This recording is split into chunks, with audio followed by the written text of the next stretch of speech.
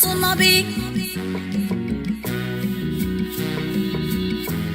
olóyè ayé ẹ má bá mi ká lọ.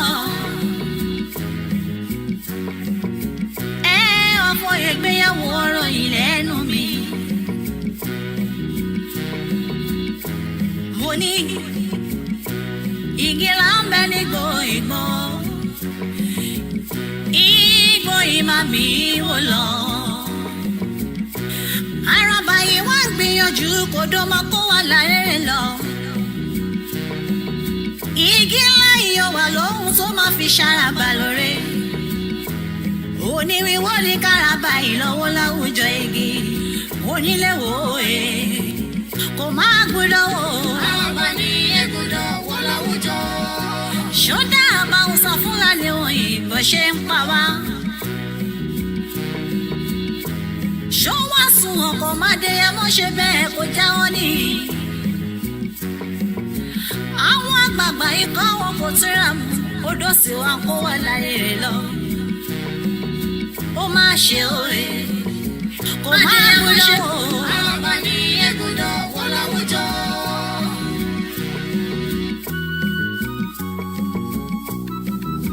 máde ẹmọ́ ṣe bẹ́ẹ̀.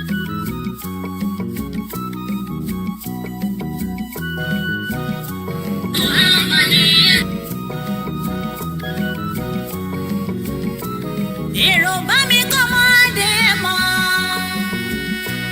èmi kí ọmọ yìnyín ilẹ̀ akíkanjú ọkùnrin ogun. èrò bá mi kọ́ mọ́ wọn ní igbó ọmọ rẹ̀.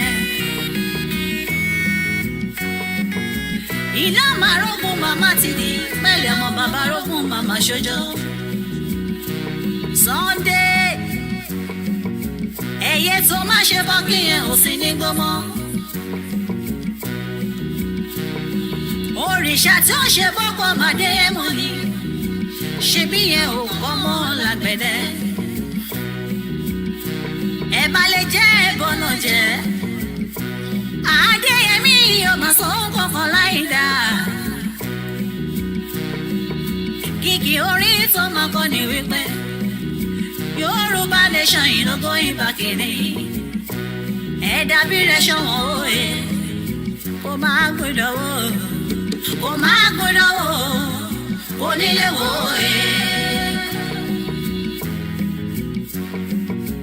ọmọ Yorùbá ẹ jẹ́ ká rórí.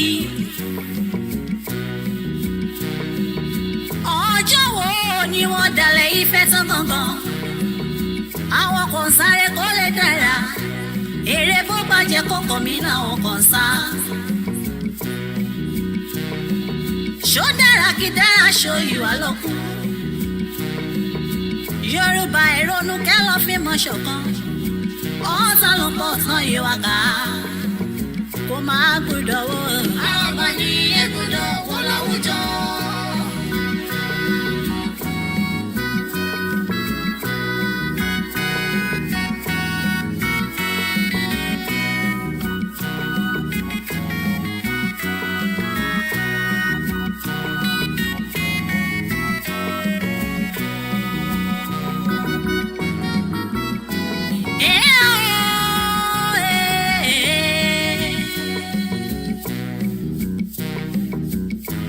yà mí lẹ́nu omi nù ń kọ́ mi. ìdí táwọn àgbààgbà ìtàn kò fi lè sòdodo. ó ti sọ́wọ́n àjẹkẹ́ wá jọba. ìran láwọn àgbààgbà ìgbèdánijọ́ kiri. wọ́n máa ṣe òye wọ́n máa gbọ́dọ̀ wò. àràbà ní ẹ̀gbọ́dọ̀ wọ láwùjọ.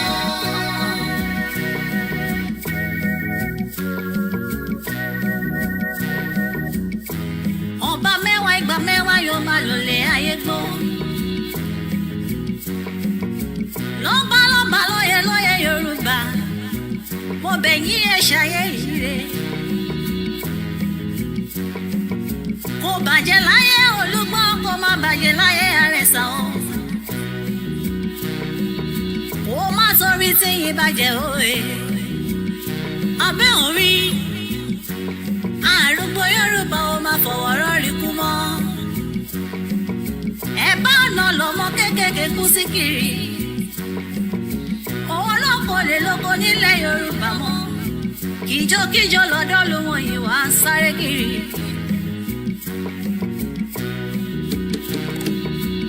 ọmọ Yorùbá ẹ jẹ́ ká lélẹ̀ bájọ́ bájúmọ́ á ń padà sílé bàbá ẹni ni. ṣebí ewúrẹ́ yẹn ò ló ṣọmọ yàgùntàn àgùntàn ló ní màmá mi ò bí dúdú òye. ṣebí látọdún tá ti wà nínú Nàìjíríà yìí ìdẹ̀ra là ń fojoojúmọ́ béèrè lọ́wọ́ wọn ṣùgbọ́n òmìnira náà fojoojúmọ́ fún àmú.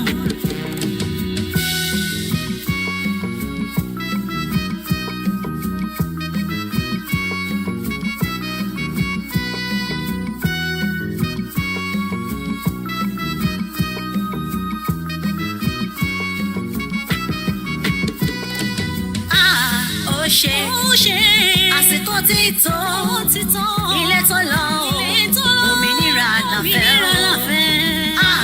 ó ṣe àsìkò tí tó ilé tó lọ òmìnira àlàfẹ́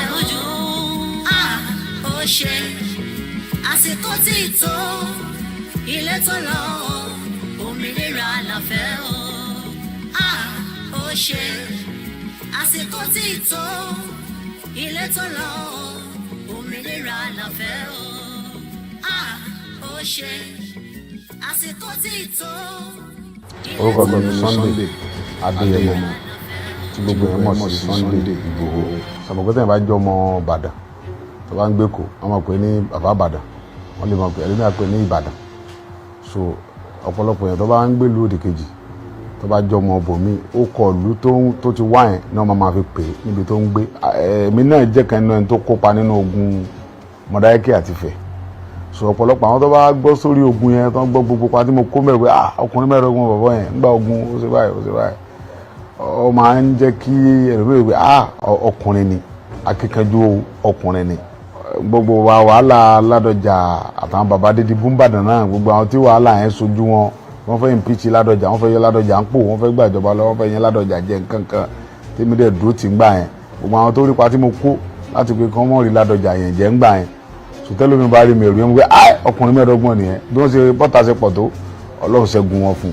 èròǹgbà mi lórí ìgbésẹ̀ àwọn Fúlàní yẹn ni pé ẹnu Yorùbá gbọ́dọ̀ kò tí wọ́n bá mọ̀ pé wọ́n fẹ́ ká bá Fúlàní jà káwọn bàbá wa gbogbo àwọn ọba wa gbogbo àwọn bàbá wa wọ́n ṣáájú kàn pè wá sí mítì kan wọ́n dẹ̀ fún wa pé tó àwọn ọmọ yìí o kí ròyìn dé sì gbé kí gbogbo ayé rí pé tó àwọn ni wọ́n sọ pé tó ká kojú wọn gbogbo ibi tí yàrá ti fẹ́ jẹ Yorùbá ká fèsì ibẹ̀ Ọlọ́run mọ̀mọ̀ mú wa agbára mélòó wà làwọn Fúlàní wà ní wọn ò tó ń tọ́ ń pera wọn wọn fọlọ́ búra fún yín wọn ò tó ń tọ́ ń pera wọn Ọlọ́run bá Olódùmarè ń bọ̀ ṣùgbọ́n tá a bá ní nǹkan tí àwa náà ní lọ́dọ̀ àwọn bàtà jogún àwọn bàbá ká bẹ̀rẹ̀ sí lò ń sìn ká bọ́ta wọ́n sọ wá lóko míì táwọn bàbá bá mọ̀ pé yà ń jẹ àwọn Yorùbá kàn pé gbogbo wa sí mítìn kàn pé Ọọ̀ni kàn pa Láàfin kàn pa àwọn bàbá Àwùjalẹ̀ gbogbo àwọn ọba yẹn tó bá jókòó kàn wá pè wá kàn invite gbogbo wa wá Ọlọ́run bá lágbára èmi ò tó nǹkan kan àwọn tó tún lágbára jù wá lọ tó pọ̀ jù bẹ́ẹ̀ lọ kàn pé gbogbo wọn jọ so tí èsì tó bá pè wọn jọ tó bá mọ̀ pé lè kan ru wa náà ipá náà sì lè ní pátá lè kó kọ́ pè wá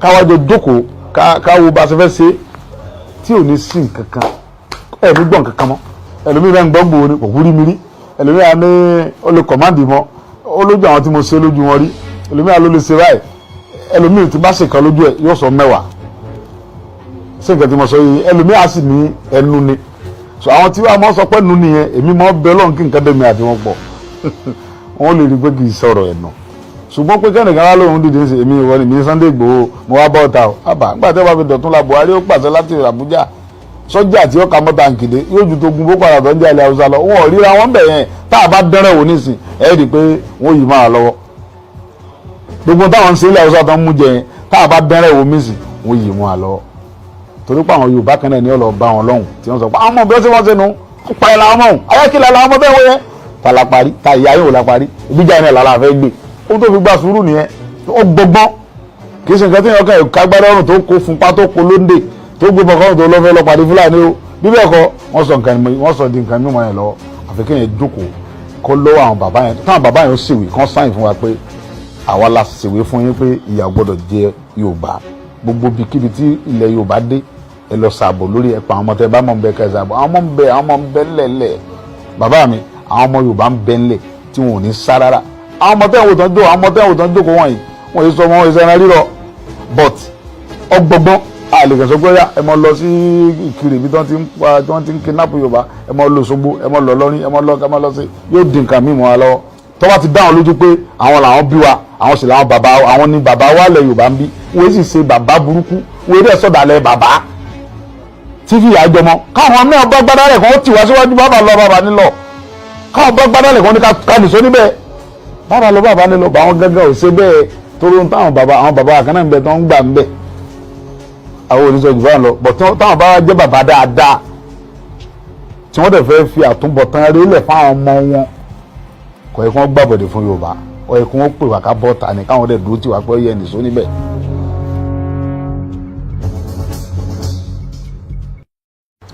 orúkọ mi ni Sunday Adéyẹmọ tí gbogbo yẹn mọ̀ sí Sunday Ìgbòho sàmùkútẹ̀ bá jọ ọmọ Ìbàdàn tó bá ń gbé kó wọ́n máa pè ní bàbá Ìbàdàn wọ́n lè máa pè ẹlẹ́ni àpè ní Ìbàdàn so ọ̀pọ̀lọpọ̀ yẹn tó bá ń gbé lu òdì kejì tó bá jọ ọmọ bòmí ó kọ ìlú tó ti wá yẹn náà máa fi pè é níbi tó ń gbé èmi náà jẹ́ kan nínú ẹni tó kópa nínú ogun Mọdákẹ́kẹ́ àti Ifẹ̀ so ọ̀pọ̀lọpọ̀ àwọn tó bá gbọ́ sórí ogun yẹn tó ń gbọ́ gbogbo pa tí mo kó mẹ́rin pé ọkùnrin mẹ́rin ogun bàbá yẹn ń gba ogun ó ṣe báyìí ó máa ń jẹ́ kí ẹlòmíràn pé ọkùnrin ni akíkanjú ọkùnrin ni gbogbo wàhálà Ládọjà àtàwọn bàbá dídí búmbàdàn náà gbogbo àwọn tí wàhálà yẹn sojú wọn.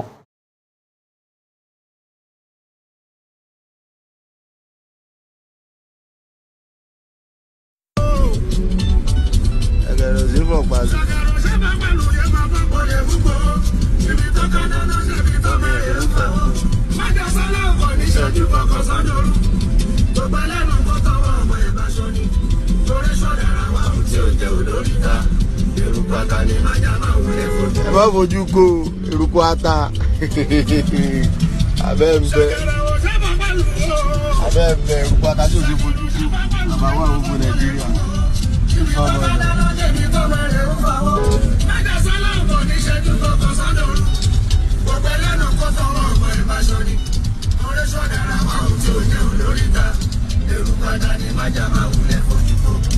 ẹ má fojú ko ata yín lójú.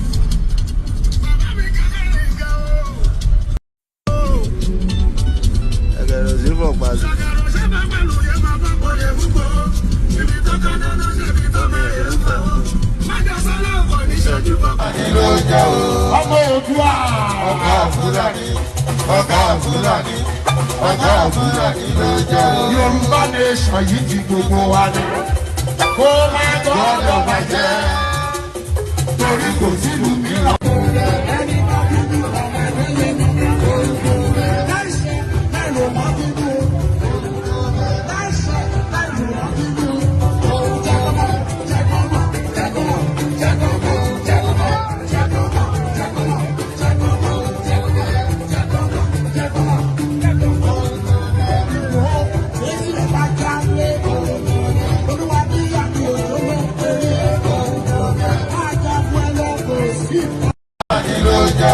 ọmọ Oòduà ọ̀gá Fúlàní ló jẹ́ o. Yorùbá nation yìí ti gbogbo wa ni kó má gbọ́dọ̀ bàjẹ́ torí kò sílùú mìíràn.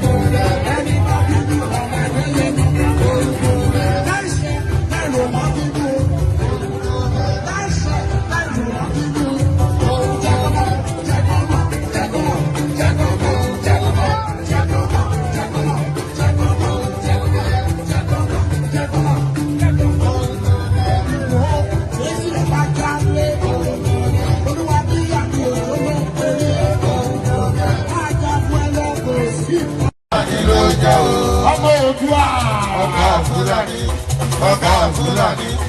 ọ̀gá Fúlàní ló jẹ́ o. Yorùbá nation yìí ti gbogbo wa ni kó má gbọ́dọ̀ bàjẹ́ torí kò sílùú mìíràn.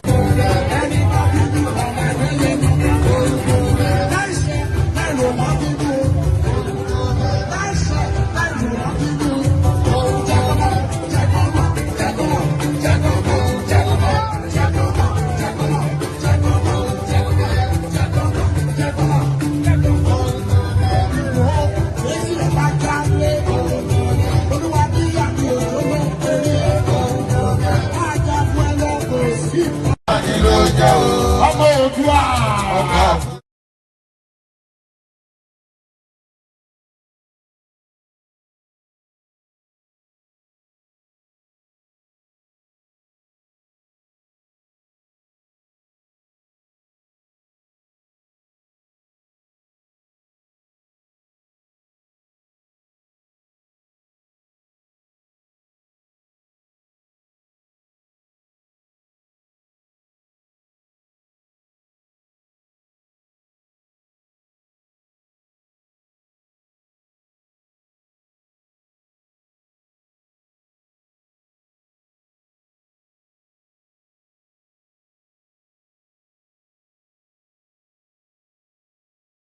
It seems that the reality is back. I'll be discussing a little bit about that. We'll be looking at what is happening in Ghana, in Kenya, in Africa, where there is a lot happening in Africa as well.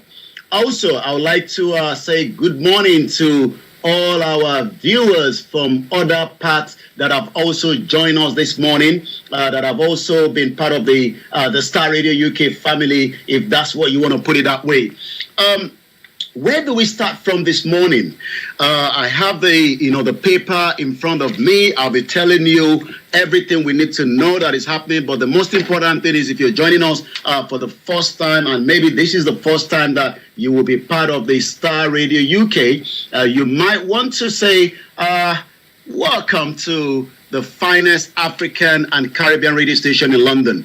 Everything you need to know within the next 2 hours. I will be telling you almost everything that you need to know. Good morning to those of you that have joined us on the other platform as well. We are live on Instagram. The beauty about the new technology that we have now is that not only are we presenting, people can see us, which was not something that was there some 30 years ago. And I would like to welcome those of you that have joined us. Like I said, I'm sitting for Archie this morning. Archie is busy behind the scene with some other engagement. As you know, that we want to bring you the best of what is happening, especially there is a lot of development going on in Africa. And I was listening to a particular audio, and I might see if we can get that in later in the course of this program. And that has got to do with Jerry Rollins. I'm sure some of you remember him for some of the work he did, while it was, I'm sure everybody has different, reason to either agree or disagree. But one thing I want us to first focus on is, what are we going to be discussing this morning? I'll be telling you the traffic for those of you that are planning to, to travel within the London Underground. What is the journey going to be like this morning? We're going to apologize as well. We couldn't come on the Niger Voices yesterday, but I will be, carrying you along some of what we wanted to discuss yesterday. But as we know, keeping London moving is the most important part of the transport for London. And if you're coming to London for the first time, if you have never been to London, and you also be traveling on those London Underground, one thing that most people get confused is, how do we connect? There is a lot of connection when it comes to the London travel. We have the Queen Elizabeth line, we have the DLR, we have the Overground. I did travel on two yesterday. I traveled on the on what we can call the Overground and the London Underground. The London Underground is the one that most of you must have seen, where people go underneath. It's not cheap. It's quite a little bit expensive. I'll be telling you a bit of that again. Also on the river, there's a lot happening. But first and foremost, from what I'm looking at right now, checking on whether there is going to be any activities this weekend. Archie will be back tomorrow, but for now, I will be right here giving you everything we need to know. So before we move further, let's us first check what is happening when it comes to the travel update. The travel updates in London, just like in New York, in America, around the globe, is one of the, we got to keep the traffic moving. The last thing we want to do is to get the traffic to be stuck, like Africa or like Ghana, in other part of European country. As many people travel through Lagos-Ibadan Expressway, I'm sure those in Nigeria will know what I'm talking about. And you wonder whether you can get to that destination in time. Once again, this is the finest African and Caribbean radio station in London. And like I said, for those of you that are watching, I am sitting for Archie before I will be connecting as well to the update at 11 o'clock right from Nigeria. But for now, once again, this is broadcasting worldwide online 24/7. Broadcasting worldwide online 24/7. Well, not too much happening when it comes to the traffic this morning, but it seems already as if you're traveling now, I will tell you the spot that you must be, conscious of, the areas you have to be aware of. There is a lot of happenings as we speak right now on the M25. It's very, very busy. And the reason for that is I'm sure some of you have been following the travel chaos. The airport, I'm not sure if as many of you are aware, but there has been a lot of, so many flights that has been cancelled. And it seems already that, the Heathrow Airport has been affected. The Stansted Airport has been affected. The Luton Airport has been affected. So many of those airports have been affected, and travelers from around the world are being affected as well. So right now, let us first give to you what we can say when it comes to, the traffic. As we can tell you at the moment, it seems that things are moving very, very freely. When it comes to those of you that are traveling on the A404, if you're going on the M4, there is a moving free traffic on the M4 right now. If you're traveling on the M40, it seems also there's a bit of moving traffic. But if you're going on the A417, there's a lot of, what we can call a bit of a standstill. It's not moving. Again, there's few closures as well. I'll be telling you all that in the course of the beginning of the program. It's just coming up to 10:38. But like I said, most of us that have the papers in front of us, if you've been able to catch up with it, looking at the newspaper this morning, we will see you in court. Coward is one of the headlines. I'm sure you've heard about the nurse that had many children, babies, killed while she was a nurse. I'm not sure how that was able to be allowed. It seems that there's now going to be what they call tough laws, so that even if you don't want to come to the court for your sentence, we will be charging you extra 2 years on top of your sentence. It seems that is coming from the Prime Minister, Rishi Sunak, as we can tell you right now. So there's a lot happening in football. I'll be telling you what you need to know. But for now, we are still reviewing again some of those happenings on the road network. As we can say once again, this is At work. At home. On your smartphone. In your car. At work. At home. On your smartphone. In your car. At work. At home. On your smartphone. Well, like I said, it's not been a very good one for so many travelers that are now stuck around the world. The UK worst airport is already overcrowded. There's noise all over the airport.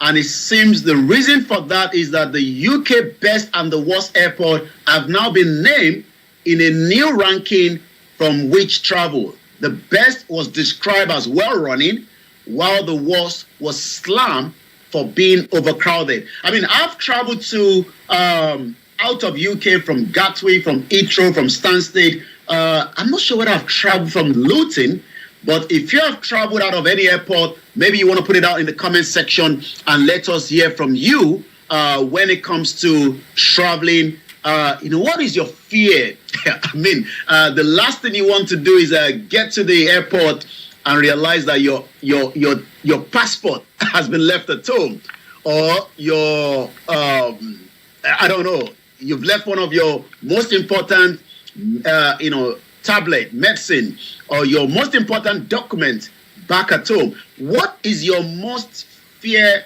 when you're traveling? Do you get panic? I love to get to the airport very early, 4 hours before traveling, because you have the window to be at the airport 3 hours. Again, as we speak to you right now, there is so much chaos at the airport today. And the reason for that is, I'll be telling you more about that. Airports were judged by 4,000 members of the public on the number of flight cancellation queues. Are you one of those that love that shopping during the airport when you're traveling? You seems to be getting that discount, the perfumes, the food, so that you can take that to your loved ones that are wherever you're going. Once again, this is the finest African and Caribbean radio station in London. This is Starr Radio UK. This is Starr Radio UK. Once again, it's just coming up to 10:41. Archie is very busy today, and I've decided, to come and sit on his behalf. And Archie will be back tomorrow. But for now, like I said, there is a moving situation that is happening on the buses. I love the bus because there's more air coming through the bus, compared to the underground. The underground, everything seems to be, a little bit steamed, as there's not much air condition. But yesterday, the overground was doing what they expected to do. The air condition system was working. We want to see more of that. Do you love to travel by the road? We know that the TFL is the most important part of London when it comes to transport for London, the TFL, and you must always plan that journey. Also, myself and Archie were discussing are you planning to buy a new car? You must check whether that particular vehicle will meet emissions and safety standard required to drive in London. Some 24 years ago, you can easily buy any car and drive it from London, from one point, from one postcode to the another postcode, from one London borough to another London borough.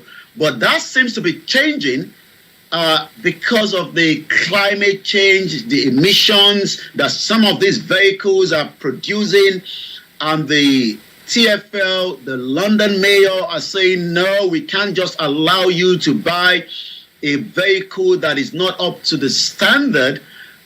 If you want to buy the vehicle, you might want to go and check so that you don't end up paying £10,000, 15,000, or even as less as £3,000 for a vehicle, and then you realize that you would have to pay £12.50 every month.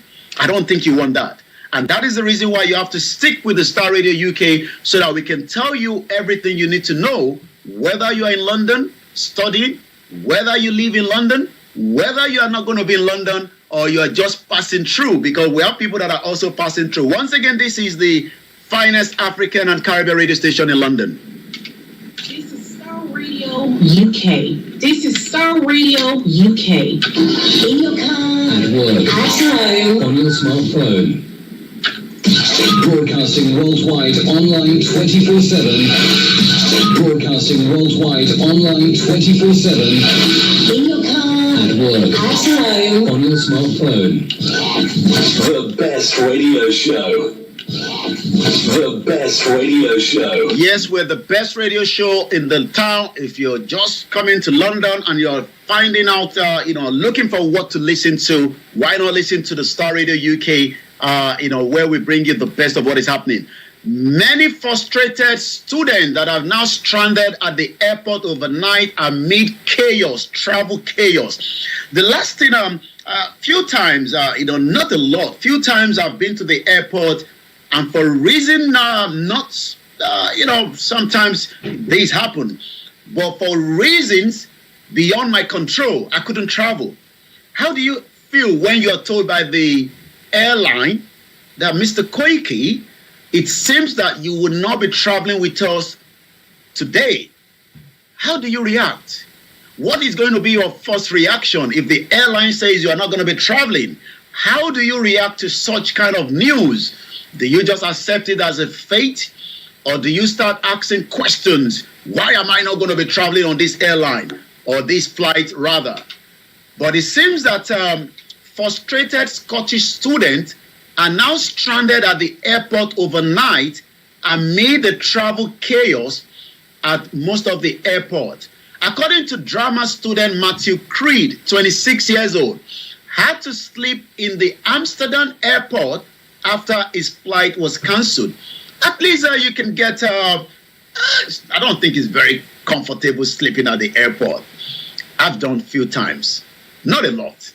How about you? Have you traveled and then you end up finding yourself in the midst of flight cancellation? A frustrated and a tired Scottish drama student was left stranded in Amsterdam airport overnight when an air traffic control glitch saw his flight cancelled, forcing him to sleep there. I saw a family in Turkey who will be spending 5 more days because of the same control glitch from the airport by the air traffic. Matthew Creed is a 26-year-old drama student from the Art Hill, became struck at the Tripoli Amsterdam airport after his flight with KLM Royal Dutch Airline to Edinburgh was cancelled. He's not the only one in that situation. Tens of thousands more airline passengers have suffered flight cancellation on Tuesday due to the knock-on impact of what we call the ATC fault. We hope this is going to be resolved as quickly as possible so that many families can return back home as quickly as possible. Once again, this is still the finest African and Caribbean radio station in London. This is Starr Radio UK. This is Starr Radio UK. Well, this is Starr Radio UK. Now let's again come back again as we have more to discuss. Why has UK been slammed? Some of the airport. UK worst airport. UK worst airport has now been confirmed as a joke by a live passenger in the new ranking. According to what we can tell you, Liverpool John Lennon Airport has been named the UK best airport. Wow. Maybe I need to start traveling from Liverpool. But that means that I have to first travel all the way to Liverpool, which is going to cost me, arms and legs, like Archie would say. Maybe I might travel overnight on a very cheap train to Liverpool. Maybe I might get a discount. A survey of 4,000 people saw the Mayside Travel Hub come out as top. Customers have praised their experience at the airport. I remember, I think I traveled through Luton. Yes, I did. But I had to go through King's Cross. The journey was not easy because you have to keep dragging those luggages, keep dragging. And then, you get on the train and expect the train to get you to Luton Airport, and you have to. I didn't even realize that you have to board a bus as well. So I don't think I want to travel through Luton Airport. I think my favorite airport is Stansted Airport. Which one is your own favorite airport? Put it in the comment section and let me read that out. Once again, if you're joining us for the first time, yesterday we were singing Timaya. I might play that during 11 o'clock when we go straight to the headline and the update from Nigeria. But for now, we are still looking at some of the headline in UK. I'll be taking you to more other part of the globe as there's a lot happening. There is so much happening, and as many of you are concerned, as many people are worried, it seems that the world is changing, and it's changing very, very fast. What do you think? Do you think that there will be peace in the world that we are living today, or are we going to continue to say that more needs to be done? What is the United Nations saying when it comes to the situation in Sudan? I'll be telling you a little bit more about that. What do we know when it comes to the United Nations? The United Nations have been, speaking, and I'll be telling you more about what I know so far. Once again, a very good morning to Bishop Adeshina. Good morning to you, Latif Abdullahi, and those of you that have joined us on the sister broadcast as well. I say good morning and welcome to the finest African and Caribbean radio station in London. And this is the way we welcome you if you're new to this platform. Remember to share the program to your friends and family and tell them that every Wednesday I come up with the Niger Voices, but we couldn't come up yesterday due to some technical glitch. But we are back again today, and I'm sitting for Archie. That is for those of you joining us for the very first time. Once again, this is still the finest African and Caribbean radio station in London, and this is 10:51 at exactly 11 o'clock. We'll be giving you all the headline news from part of what we'd called Africa.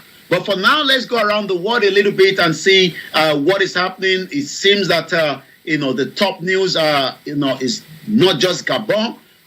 There's a lot happening in Europe. So let's come to Europe and tell you some of those headlines as we have it. Nerves and patriotism in Moscow after 18 months of the war. Do you think that the war will be something that we will be putting behind us? 5 rail workers have been killed in a train in Italy. There is nowhere that accident cannot happen. As we speak today, 5 rail workers have been killed in a train in Italy. Meloni partner criticized for Italy rape remarks. It seems also that the notable U.S. Open win is a dream come true.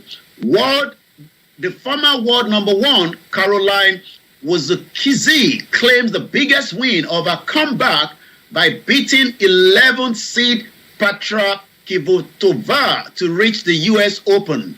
Do you love lawn tennis? Is this something that you would love to visit? Remember that we had the Wimbledon that just went not too far ago. It seems that the Wagner chief Prigozhin is been buried in a private funeral. But I'm reading another article that maybe his double body wasn't the one in the aircraft. What is really going on? Once again, this is the finest African and Caribbean radio station in London. And like I said, it is just coming up to 7 minutes before 11 o'clock when we're going to go straight into what is happening in Nigeria. But for now, I say good morning. Starr Radio UK. This is Starr Radio UK. It seems already that there's a lot of drone strike hit several Russian regions. It seems that is a new front of the war. You got to use the drones to get the target. What do you think when it comes to the European Union equal pay protection to be retained? How do you feel when someone is getting more money as a male as against a female? Again, that is part of the news trending in the Europe. And now let's go again to Asia. What do we know that is happening in Asia? Is China economic a ticking time bomb? The 5 years, we are now seeing the British government and the Chinese counterpart yesterday. What do we know? Disengaging with China, not credible, says James Cleverly. Do you agree with him? Do you think that it is time that the UK have a cordial relationship with China? What is your take on that? The foreign secretary was in Beijing, and I'll be giving you a slip of what was discussed. According to what we know, the foreign secretary, James Cleverly, has defended talks with Chinese officials in Beijing, saying that it will not be credible to disengage. After meeting China Vice President James Cleverly said the trip, the first by such a senior UK figure in the last 5 years, would help avoid mistrust and errors. But ahead of his visit, some UK MPs have already attacked the government approach to China as an incoherent. In recent years, the United Kingdom and China relationship have gone sour, like sweet and sour. What is your take on that? Do you think that it is the best option that we have what we call a cordial relationship with China?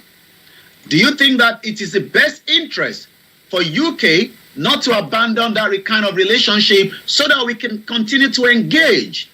What is your take on that? Let me read out from the comment section. That is coming straight from the news from Beijing. It seems already that is now trending as UK uses clever visit to steady China ties after a rocky period. Do you think that, this kind of engagement is good for politics, is good for relationship between countries to countries? What is your take on that? UK sees on China saw 12 for resetting with Beijing. It seems already that is a news that is now trending. We are trying to bring that up to you in just about a few minutes. Bear with us once again. This is the finest African and Caribbean radio station. It's just 4 minutes before 11 o'clock. Starr Radio UK. This is Starr Radio UK. This is Starr Radio UK. What is your take on that? Do you think that, James having these visit in 5 years? In 5 years, the UK and China relationship have not been in the good interest for the citizens, business.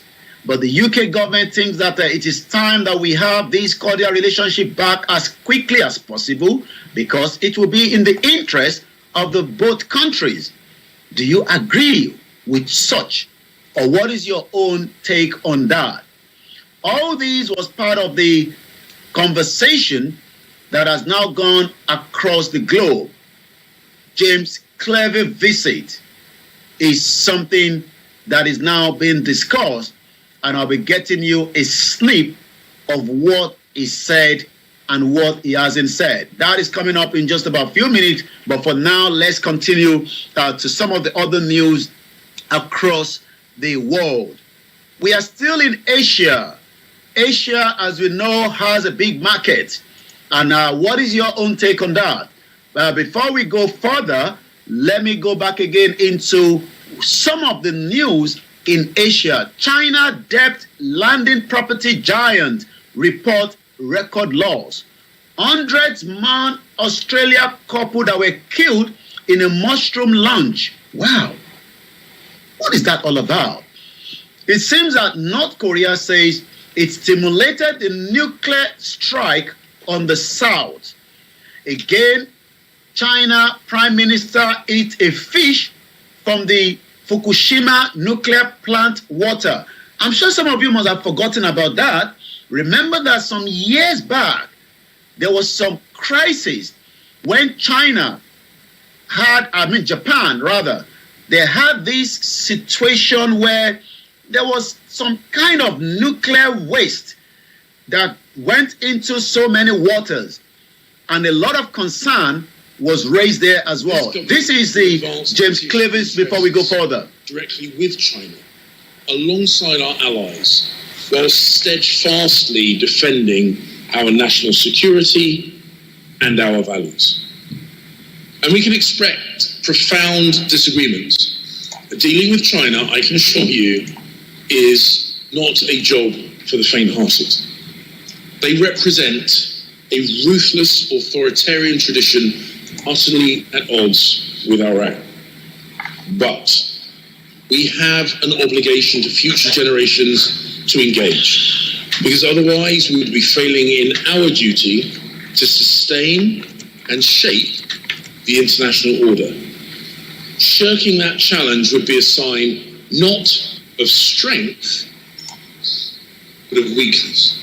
A country that wants to be a country that wants a respected place at the apex of the world order should stand up for its own principles and keep its solemn obligations to defend the laws at the very foundation of that order. This responsibility goes hand in hand with China's right to play a global role commensurate with its size and its history.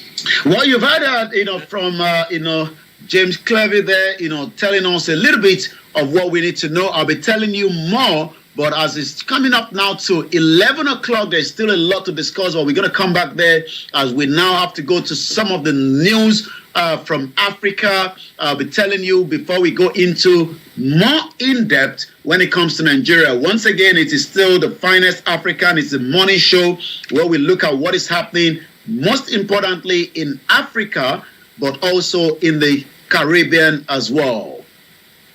Broadcasting worldwide online 24/7. Broadcasting worldwide online 24/7. Like I said, from what we are looking at on the satellite, there's a lot of spot of traffic in different locations. And let's see what is traffic when it comes to the area, the vicinity. Right now, if you're traveling, plan those journeys very well so that you do not get stuck in what we called the traffic. I don't like the traffic at all. Again, Grant Sharp is now named as our new defense secretary. That is coming up as a news right now. Grant Sharp has been named as the new defense secretary. The 5th cabinet role for Sharp in under a year. Sharp's appointment as defense secretary is the former Tory chair 5th cabinet role in less than a year. Last September, he was removed as a transport secretary by the incoming Prime Minister, Liz Truss. In October, she brought him back into the cabinet as the Home Secretary when Sulia Braverman resigned from the post. 6 days later, Truss herself, the shortest Prime Minister in the history of the United Kingdom. New Prime Minister Rishi Sunak have appointed him as a business secretary. In February this year, Sharp then took on a new role as an energy secretary and a net zero secretary. But as I speak to you this morning, he has been promoted to defense secretary. That is the new news that is trending right now. And again, let's go back into what is going on in Africa. More than 70 people have died in Johannesburg as the fire got migrant building. How did such happen? As we speak to you right now, there is an emergency in South Africa. At least 73 people have died in a fire in Johannesburg building. South African authority is confirming that. More than 50 people have also been injured. Officials say it is unclear what actually sparked the blaze at the city center 5-story building, which had been abandoned but was being occupied by homeless people.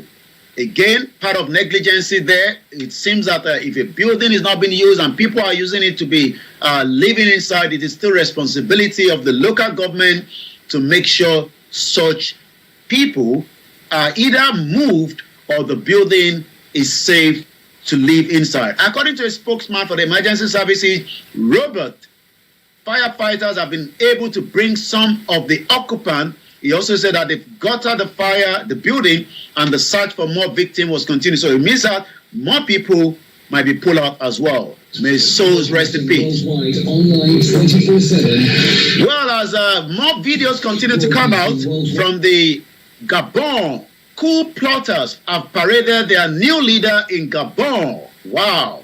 Seems to be gone wrong in Gabon as Ali Bongo, the family that have been there for 56 years. Seems that has now wind down. Northern Irish manager behind Kenya Giant Revival. Wow. How the military takeover unfolded, I'll be telling you more about that. Also, police have arrested 100 at the gay event in Nigeria. We'll be going into more headline from Nigeria, but for now, if you're joining us, like I said, this is the finest African and Caribbean radio station in London, and it's just coming up to 4 minutes past 11 a.m. This is Starr Radio UK. This is Starr Radio UK. In your car, At work. at home, On your smartphone. Broadcasting worldwide online 24/7. Broadcasting worldwide online 24/7. in your car, At work. at home. On your smartphone. The best radio show. The best radio show. The morning show. Well, once again, it is still the morning show. It is Starr Radio UK. It is the finest African and Caribbean radio station in London. as we continue with some of those headlines. What is going on in Africa? Nigeria should be the big brother for most African countries. What is your reaction as a Nigerian to the current situation in Gabon? What do you think that African Union is going to do? What do you think the response of the president of the most populous black nation in the world, President Bola Ahmed Tinubu, is going to do? I'll be telling you more about some of the headlines coming out of Nigeria just as we prepare for that now. Once again, a very good morning and welcome. Africa, Africa, Africa. Maybe we should start with these before we go into it again. How many of you remember that beautiful song by Timaya some few years ago? Timaya was singing, is this the kind of promises from our politicians, whether in Gabon, in Ghana? I'll be telling you all the news in Ghana in just about a few minutes. What is going on? But most importantly, what is the United Nations saying? And also, what is the response of other African countries when it comes to the situation as we say it right now? Right now, let us now listen to Timaya before we go into the news headline from Africa, which is Nigeria and other African countries.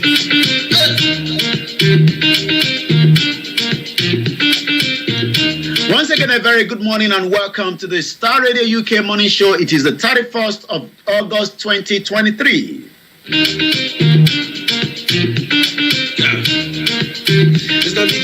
He's a big man, and it seems that Africa is going through a lot right now. It's not for hello, Nigerians. Are we all hearing what is going on in Africa? I'll be telling you all the traffic news more before we end this program, but for now, it's all about Africa. Do you know what Jerry Lawrence says? I'll be telling you more about that as well in just about a few minutes. Them tell us that they go bring the change. Oh no. As the thing they go, it seems that the situation in Gabon might also have a big impact. And what is the reaction of the president of the most populous black nation in the world, President Bola Ahmed Tinubu? What has been his response when it comes to Gabon coup that it seems that is not going back?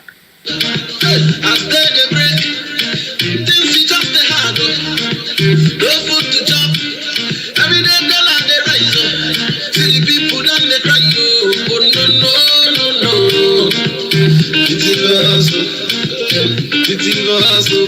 Once again, I'll be telling you what the presidency from Nigeria is saying when it comes to the coup in Gabon. Do you know that the person that designed the Nigerian flag have finally gone to rest? Please pity for us, politicians. Please pity for us. Once again, the Nigerian flag is what we call the symbolism of resilience, harmony, and Nigerian spirit. And it's seen President Tinubu tribute celebrate Pa Akikumi dedication to the nation throughout his lifetime, and his everlasting legacy in the annals of Nigerian history. He was the one that designed the Nigerian flag. He has actually gone to where we say the glory at the age of 87. He was also OFR. Pa Taiwo Akikumi designed the Nigerian flag green, white, green. Do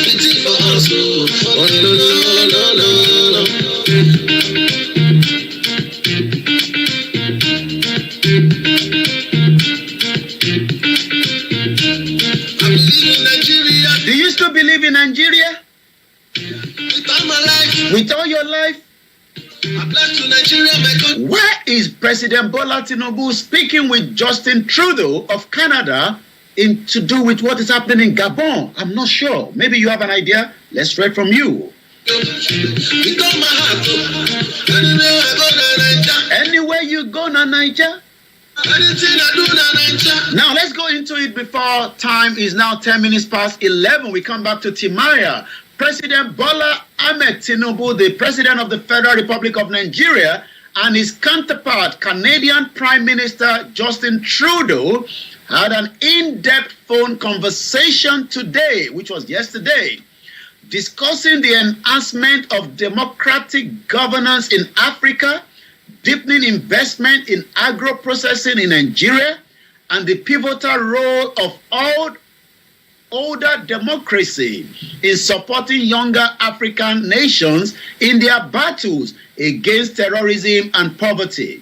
President Tinubu also highlights Nigeria's significant contribution to Canada's economy and public sector. Conversations also touch on Niger Republic crisis and the unfolding situation in Gabon. What is all that about? What is your take? It seems that the presidency must have woke up yesterday with another coup. Do you think that we should be concerned? Like I said, this is now the full statement from special advisor to the president, chief. I don't know that he has become a chief. Jury Igelale is the media and publicity for special advisor. We thought it was going to be Dele Alake, but it seems that Dele Alake was not interested to be, a special advisor. He wants to be where the real kumukumu is inside. I'm sure you know what I mean by that.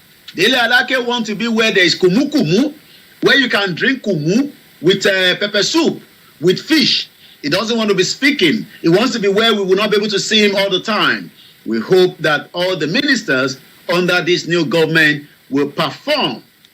Gabon.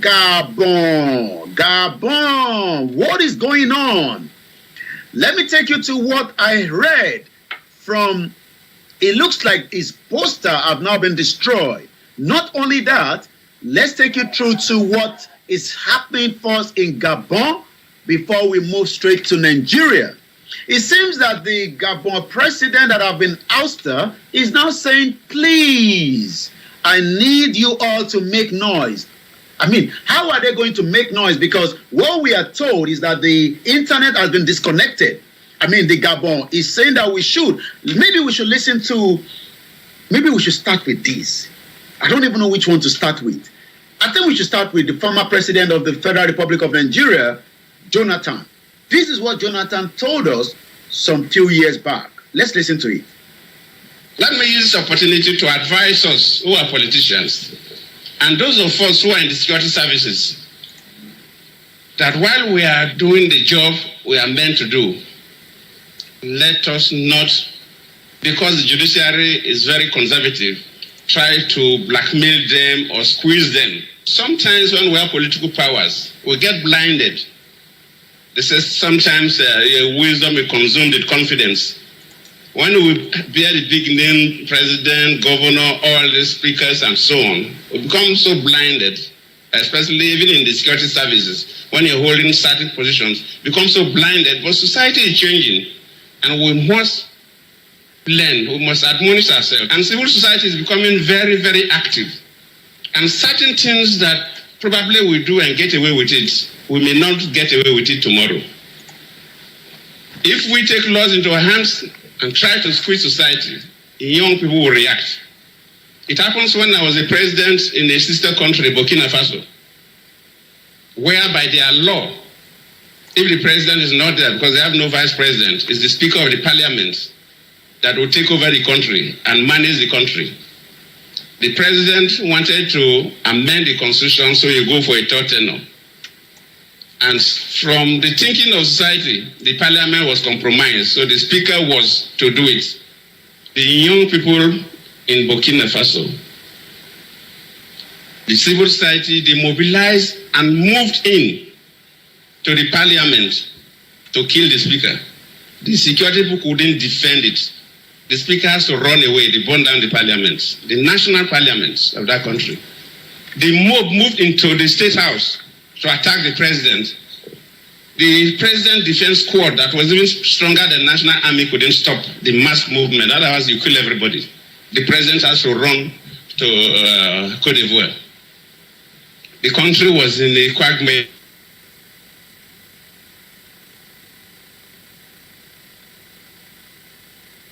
The constitution says the president is not there. No, take over. That is President rather. Good luck, Ebele Jonathan. There is still more to bring to you, but let's come back a little bit and give you some of those headlines coming out of Nigeria. Once again, this is still the finest African and Caribbean radio station in London as we continue to review some of those headlines coming out of Africa. What is your take when it comes to the response of the President Bola Ahmed Tinubu? Once again, the United Nations, the Commonwealth and others have now condemned the coup. The President Bola Tinubu is warning us that there might be more people, there might be more countries that wants to also do what we are saying that is happening around Africa. Do you think that it will be the end of coup in Africa? I was on the social media yesterday and I was reading some other countries that people are thinking that maybe there should be a coup there. What is your take on that? Do you think that we should have more coup or we should have institutions to defend the real democracy? Broadcasting worldwide online 24/7. Broadcasting worldwide online 24/7. Once again, what has been the response of the United Nations? The United Nations briefing yesterday made it known to us that it seems that the Secretary General of the United Nations is not pleased with the current situation in Gabon. And let us now listen to the United Nations spokesperson yesterday. I will start off, and you won't be surprised, with a statement on the situation in Gabon. The Secretary General is following closely the evolving situation in Gabon. He notes with deep concern the announcement of the election results amid reports of serious infringements of fundamental freedoms. He firmly condemns the ongoing coup attempt as a means to resolve the post-electoral crisis. The Secretary General reaffirms his strong opposition to military coups. The Secretary General calls on all actors involved to exercise restraint, engage in an inclusive and meaningful dialogue, and ensure that the rule of law and human rights are fully respected. He also calls on the National Army and security forces to guarantee the physical integrity of the President of the Republic and his family. The United Nations stands by the people of Gabon. Well, you just heard that. That is the United Nations briefing. Once again, if you're joining us, this is the Starr Radio UK morning show where I am giving you all the news around the world. You've heard now from the United Nations. But it seems someone was also asking for help from his friends. I know we are talking about the news update from Nigeria, but when we talk about Nigeria, we almost talk about Africa. This is the reaction that came out again from a video that was sent out asking for his friends to come and help him out. I'm not sure whether, the ouster president of Gabon that have been in power for a very long time, whether it is right to be in power, because I actually come across a video of him stating that if senators in America have been there for 40 years, what makes it different if he is going to be in power for as much as he likes? Do you agree with that view? What is your own take on all these development that is happening across Africa? Many Nigerians are still concerned that we do not know what is going to be the outcome of what we call the Presidential Election Tribunal. But already so much is being said as of today. Once again, as we are preparing you for more of what is the development This is how the ouster president of Gabon told us in London some few years back. You know that when things happen, people go and dig whatever archive that they can bring on you. I'm sure you all understand what I'm saying. The ouster president of Gabon is already saying these. I'm talking about President Ali Bongo that has now been disposed. This is what he said when he was asked a question in London, in Oxford. Let's listen to that. Helping us to organize, many. Let's try to get that from the beginning so that we can have a proper understanding of what he says. The story that we'll hear will be a more positive one. Dominic, bear with us. Okay, yes. It seems that the video is still in place. I'll come back to that video in just about a few minutes. But let me take you through some of the headline currently in Nigeria today. Good morning to those of you that have joined us on the sister broadcast, and good morning to those of you that are watching us on the Starr Radio. If you haven't shared the button, why not click your hand on it and share it and invite more people. Grandma Leah Jai said good morning to you. Samuel Adeyemi said good morning to you. And I say good morning to many of you that have joined us as well on all the other platforms. But if you're watching me right on the Starr Radio UK, you might want to say shout out to me so that I can also say a shout out to you as well. Like I said, Archie will be back tomorrow, but I'm here, on behalf of Archie and the team, all the sound engineers, everyone that is working behind. Good morning, Alonzo Wilson. Nice to meet you. Radio sound good from Honorable Alonzo Wilson. Thank you so much. He says the radio is sounding very good. Good morning, Shamsuddin. Good morning to those of you that are live with us on the Starr Radio. If you haven't distributed this message, why not do so right now? Like I said, I'll be coming back to what, President Ali Bongo said at the Oxford School 4 years ago. He was actually defending what we called, I'm told that is cracking. Where is the cracking coming from? Not too sure where the cracking is coming from. Maybe because there is pressure on the other platform. Bear with us. We see what we can do to stop that cracking.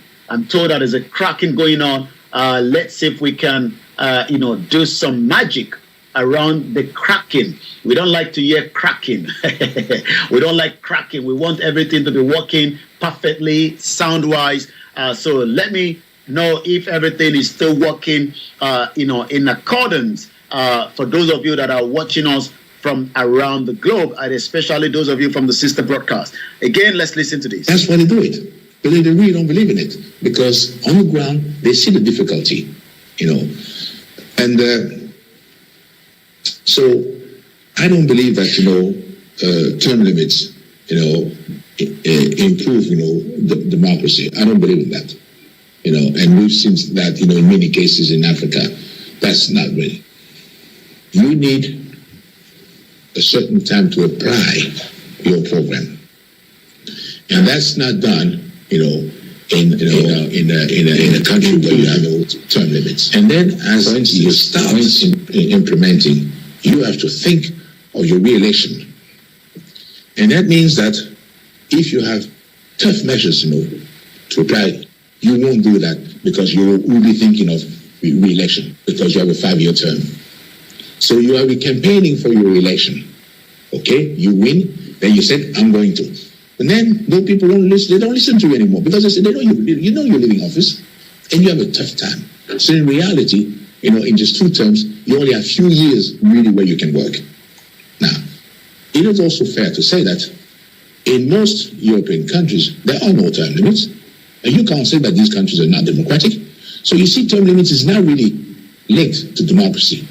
This was 4 years ago when President of Gabon on sustainable economic transformation. Some guys are in the Senate. They have been for 40 years. And you know that the power lies in the Senate in America.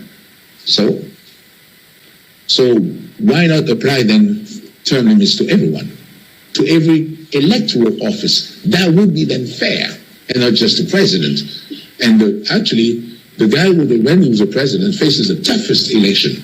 But he's the one, when you apply term limits to. So do you agree with him that we shouldn't have what we call term limit? Re-election. Everybody should just allow to be there for as long as you want to be in there. What is your take on that? Let's talk about some of the other news headlines. A UK-based Nigerian fraudster has now been extradited to United States of America and jailed for 90 months. Crime is not the best. What do we know? International criminal organization using schemes that target and steal from elderly will be held responsible for their despicable action, according to Special Agent in Charge Scott Brown of HSI. A Nigerian national have been sentenced to prison for international scheme that defrauded elderly people in United States of America. Is a dual UK and Nigerian national. They will live a lifestyle that most of you would think, wow. But most of them are fraudsters and criminals. I've told you this so many times. They drive in the Mercedes-Benz. They drive the big cars. But yet, these are fraudulent money, just like Hush Puppy. Just like we know that even Abba Kyari is wanted in America, but it seems that because he's in Nigeria, he's been given a bail condition. This is why many Nigerians do not have respect around the world today anymore. As a Nigerian citizen, wherever you are, these are the bad images that fall on us, that we cannot even get visas to Dubai and Turkey anymore. Let's go into it. This man is a UK and Nigerian national, but he has now been taken to United States from United Kingdom and is now been sentenced to 90 months in prison for his role in what we call transnational inheritance fraud scheme. With today's sentence, all three defendants were extradited from the United Kingdom in connection with this matter have been sentenced. What is their name? According to the court document, Ifeanyichukwu Jonathan Abraham, 44, was part of a group of fraudsters that sent personalized letters to elderly victims in the United States, falsely claiming that the sender was a representative of a bank in Spain and the recipient was entitled to receive multi-million-dollar inheritance left for the recipient by family member who had died. I'm sure some of you must have come across these kind of emails. We call it phishing emails. You have to be very, very careful. You don't buy a loan, do not get involved in anything of sort because it is all crime. If you get involved, you are likely to also face the consequence. You will lose money. You will be affected. This is why we are saying that the brand called Nigeria is having impact. We want to know who is a criminal, whether we are Yoruba criminals, Igbo criminals, Hausa, or the 350 ethnic group. But all these will not be clear if we are continue to be part of that entity called Nigeria. Hush Puppy was a criminal, but he was living a lifestyle that many Nigerians youth, even elderly people, would love to live. You know, sometimes when you look at Hush Puppy images, you ask yourself, wow, it travels on the first class with a special cuisine on the airline. He also enjoys a lot of life. But most of those money, we have now found out, are crime against humanity. So what do we know? These individuals, the other two defendants who were also extradited from the United Kingdom, also received prison sentence. On June 21, is also known as the Honorable Kathleen M. Williams, sentenced Emmanuel Samuel to 82 months in the prison. And also on July 25th, George Williams sentenced Jerry Chooks also to 87 months in prison for their roles in scheme 2 other co-defendants who were extradited in the United States from Spain have also pleaded guilty, and they are scheduled to be sentenced in October. So as many Nigerians that are innocent, hardworking, your name now has been added to part of those names, whether you are in or not, because anytime people hear Nigeria, oh my Lord, you have to run 440. Again, as we go into more of the headline, more Nigerians are buying and riding bicycle in Bauchi because of the fuel petrol. What do you think? Maybe it's a good exercise. Maybe it is a good interest of many Nigerians that the subsidy is not coming back, and you might have to start thinking of an alternative way to travel from point A to B. Bicycle riding is becoming more popular among residents as it proves to be cost-effective, easy transportation, difficulties, and it will also improve your health. Some bicycle dealers in Bauchi are making bricks businesses due to the increased patronage occasioned by the petrol pump price. Will you ride a bicycle as against your vehicle? What do you think? Broadcasting worldwide online 24/7. Broadcasting worldwide online 24/7. Let's go to more other headline coming out of the news in Nigeria, but again, I still have more audio to play to you. The UK tops list of registered Nigerians in diaspora. The United Kingdom has now become the top of the list of registered Nigerians in diaspora. That literally means that there are more Nigerians living in the United Kingdom compared to anywhere in the world. According to NIDCOM, launched its data mapping and registry portal in Abuja in a bid to galvanize holistic and realistic data of Nigerians in diaspora. If you're watching me this morning, what part of the world are you watching from? Good morning to you again. To those of you on the Twitter space, on the TikTok, on the Instagram, we are live on the Starr Radio UK Morning Show, where I am giving you the news update from Nigeria and around the world, as we say. Once again, although the Commission did not prove a figure for the total number of registered diaspora, the United Nations Department of Economic and Social Affairs put Nigeria diaspora population as at 2020. Guess what? Take this figure. You can take it to anywhere, because that is what the United Nations is saying. 1.7 million Nigerians are living in diaspora as of 2020, 3 years ago data. Again, do you know why many Nigerians are traveling out of Nigeria? The passport office said yesterday that it is not right for many Nigerians to be living when you can, for trying to get a Nigerian passport has become an headache. My wife actually sent me a video that I was watching this morning where the woman was saying, look at my British passport for my son. This is the old one. And she's now showing the new one. This is a new one. This passport was sent to me without leaving my house. When are we going to get to the stage where you can get a Nigerian passport, even for those of us that are diaspora? What other countries do we have the population of Nigerians after United Kingdom? The UK stand at 22.5%. Many more of you are in America, the United States of America, with 21.4%. Once again, this is the finest African and Caribbean radio station in London, and I say good morning, good afternoon, from wherever you're watching us around the globe. Let's continue. More Nigerians probably will not be able to get to United Arab Emirates as they've refused to change their policy when it comes to those that are there for renewal.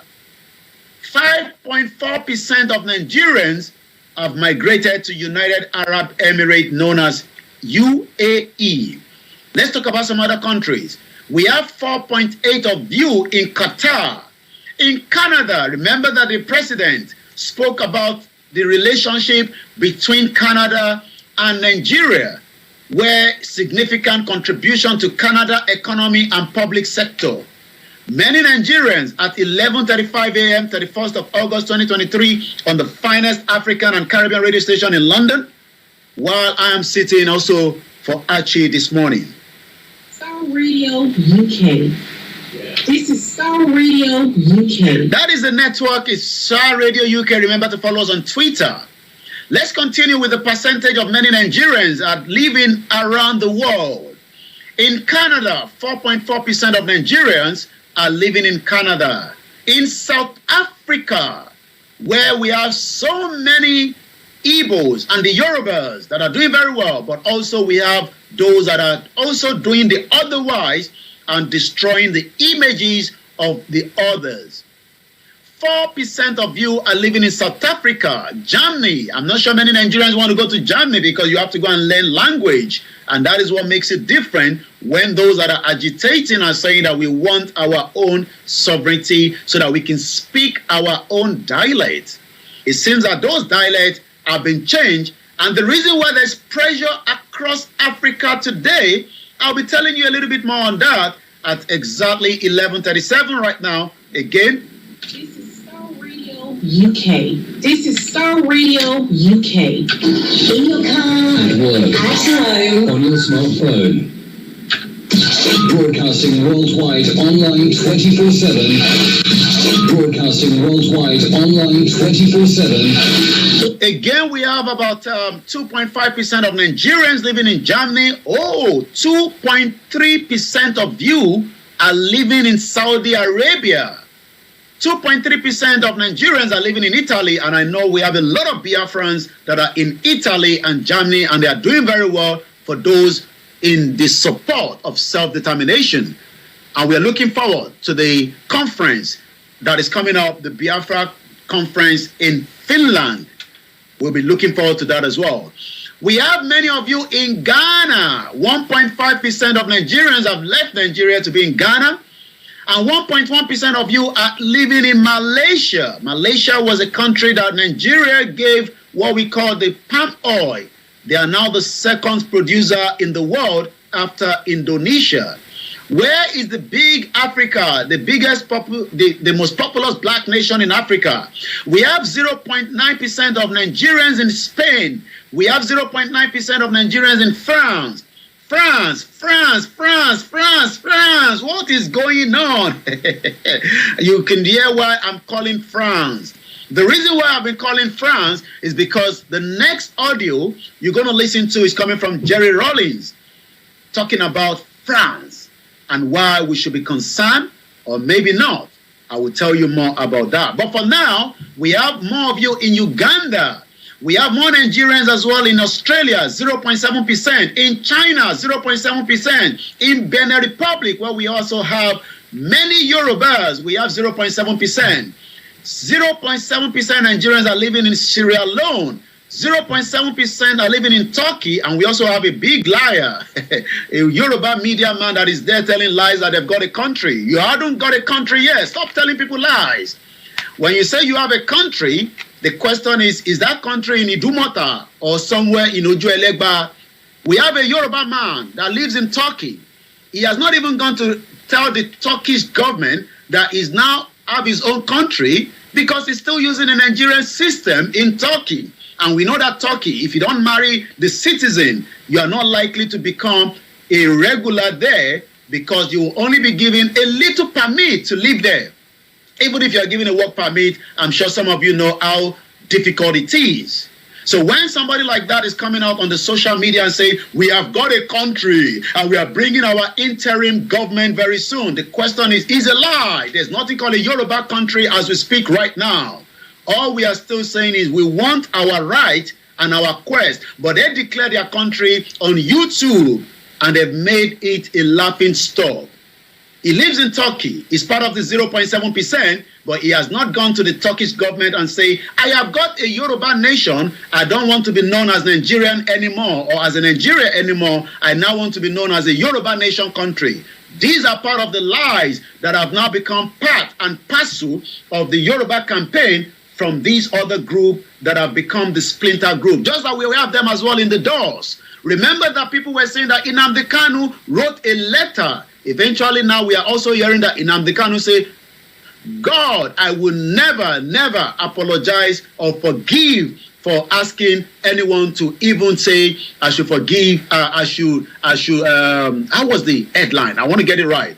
Nnamdi Kanu spoke, some 72 hours ago, and he actually said that begging the federal government for my freedom is an insult, which I totally agree with.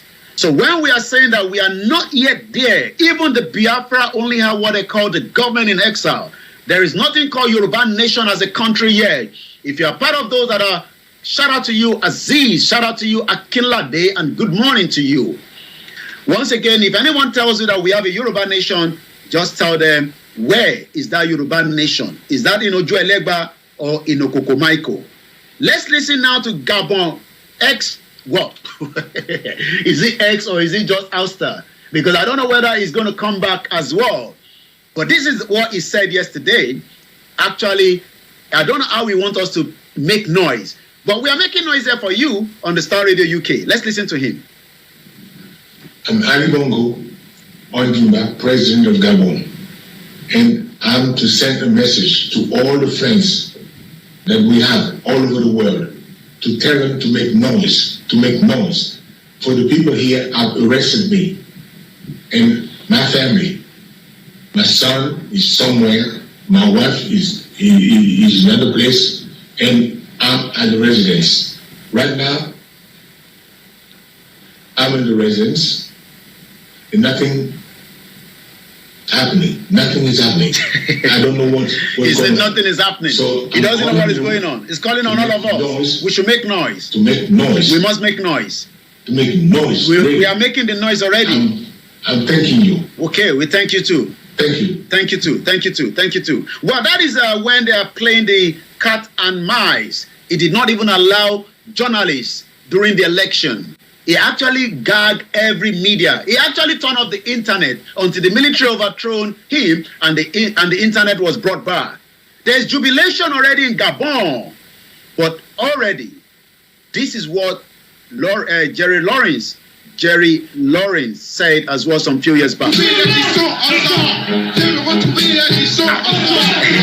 Okay, it looks like there's another record that is out already. That is not what I'm looking for. Where is that video of... okay, I'll see if I can find that in just a few minutes. There's a lot going on the social media. But we still have more to discuss. For now, it is still the finest African and Caribbean radio station in London. I'd like to welcome those of you that have joined us. We are still about 15 minutes before the end of the program. And I want to really tell you what I did hear from Jerry. I'm sure some of you remember him very well. He was, very popular during, not Jerry Spring. We're not talking about Jerry Spring. Or don't think it's Jerry Spring. Jerry Rawlings. I'm sure some of you know him very well. Also, the quote of the week. I was born here in Rwanda. I grew up in Uganda. My wife was born in Burundi. We met in Kenya. We are here. So Africans, that is who we are. We are brothers and sisters. This is coming from Paul Kigami. Do you believe that? Do you agree with him? What is your take on all these? It seems that there's a lot going on, and I'm trying to find that particular video for Jerry Rawlings. It seems that there's a lot of posters have been destroyed of what we can say of Ali Bongo. Ali Bongo is now asking everybody, please, please let us. It seems that I might have to. Now, where is the video, the audio? All right. I'm sure I saw it this morning. Maybe it's not. A joyful morning to you, Mrs. Oreolua, and good morning. Once again, let's take more from I will find that of the Jerry Rawlings in just about a few minutes. Bear with me. We need to definitely play that. I love what Jerry Rawlings was saying in that particular audio. This is still the finest African and Caribbean radio station in London. My name is Olayomi Koiki. I'm also sitting for Archie this morning. Bear with us, those of you on the TikTok. So if you've joined me for the first time, you must have been seeing me on the Starr Radio UK every Monday to Friday 11 o'clock, but this morning we started a little bit early because Archie has some other engagement. So I am right here. Let us now go and find that particular clip. There's still more headline. There's still more update. Once again, let us go back to our brother Timaya, telling us what we need to know when it comes to our representative. I'll be telling you before we go as well what the indigenous people from the Biafra, the Yoruba, are discussing and what they are also saying as well. Once again, as we are preparing for that, Timaya, let me remind you again, this is the finest African and Caribbean radio station in London. Let's play Timaya a little bit and then I'll come back again to you in just a while. Once again, this is Timaya. Peter us. And tell us that they go bring the change. Oh no. As the thing they go, situation is just a bad. As they break, things is just a hard. Things are becoming very hard in Nigeria. The economy is biting. Many people are asking for help, support, and we hope the government will put out the palliatives to support many Nigerians. Put the job. Every day dollar they rise up. See the people that they cry no.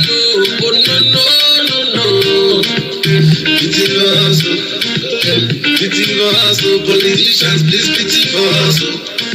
Do you think that the politicians in Africa cares, or what do you think? What is your take on that? Do you think that they really care, or they are just a noisemaker? I've been watching and listening carefully to Nelson Wike. He says, I'm still a member of the PDP, even though I'm working for APC. Interesting times ahead. See my people don't need die. Please pity for us, politicians. Please pity for us. No.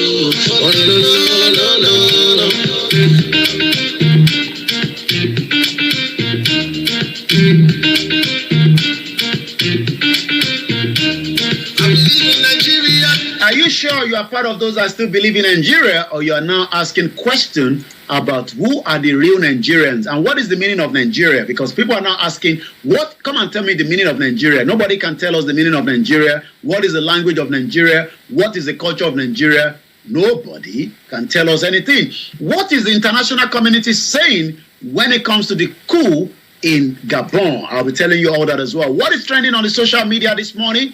Let's take a look at it quickly before we go back into Timaya. Obasanjo is trending. Supreme Court is trending. Obedience is trending. Arewa is trending. It looks like Aisha Yusuf is saying that Muslims, beggars, you go to the church every Sunday and ask for help from the Christian, but you are the same people that come out and lash them as well. Do you also know that we have the Yoruba radio that has been established, the online and the shortwave? How are you going to be part of it in terms of making it to continue to be funded properly? Do you think that you should be able to think of now so that that particular radio can continue the transmission on the shortwave?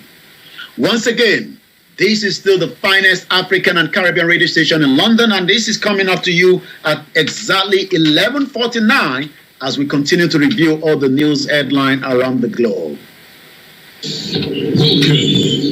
That is for those of you that are joining me for the very first time. Broadcasting worldwide online 24/7. Broadcasting worldwide online 24/7. It seems that there's what I call woto. Let's talk about it now. Let's come back now. The Prime Minister of the Biafra Republic government in exile 2023, also a human rights activist, a CEO, senior legal advisor, and also known as Simon Ekpa. What is he saying? It seems also that there's a lot happening when it comes to the Biafra. The Biafra Republic government in exile business team have now invited most of you for a Zoom meeting. The topic is bridge final presentation for Ebube Gara Properties. Remember that the former president was, we had the report that he actually funded the killings of innocent people in the southeast. Oh my Lord, Buhari has a lot to answer for. Also, as we can tell you that there is still more palliative update after the 2 weeks historical sit-at-home by the Biafra government that continue to touch lives of Biafrans that Nigeria has destroyed. Again, last one is at 6 p.m. local time today, 1800 hours. The breaking news from the government in exile. The Prime Minister of Biafra will have what they call an emergency press briefing at 6 p.m. Biafra time to make the position of the Biafra government known to the Gabonese citizens, just as he made it known during the Niger, and the world at large at the same time to address the illegitimate president of Bola Ahmed Tinubu. Don't miss it, tag all the Gabonese current officials. Also, the Yorubas rally is kicking back again from the United Nations General Assembly. All this is now been announced by the leader of the Yoruba Self-Determination, Professor Adebanji Akintoye, the oracle of our time. Now also being put together by the mega rally team, where they have now finalized the date, the time on the 19th of September next month, which we are just 24 hours into the new month. How many of you witnessed and saw the full moon? Let us make sure we make use of the double moon in the month of August. Very blue moon, very sharp. You can see it from far distance. How many of you will be participating in the Yoruba Nation rally at the New York, where the United Nations General Assembly will be taking place? Remember that Bola Tinubu, the president, will be attending. So I've been told to tell as many of you that next month, where we are just 24 hours, the Yoruba Nation rally will be coming up again. Once again, that is the latest, as we also ask many of you, 500, donate $10 each. And that will go a long way to sustain the Yoruba Nation radio that was launched some few weeks back. I'm sure some of you have been listening to that. We have to have as many of these platforms to be able to get our message across the globe. So when people say, how many radio stations do you need? How many online broadcasters do you need to get the self-determination message? We need as many. So today, the message is, the Yoruba Nation radio and TV can be downloaded on the Play Store. There is now a need for urgent financial support. 500 Yoruba Omoluabis and friends are needed to make a minimum of $10 or more as a monthly subscription or donations for the Yoruba Nation campaign for the Yoruba Nation radio and TV.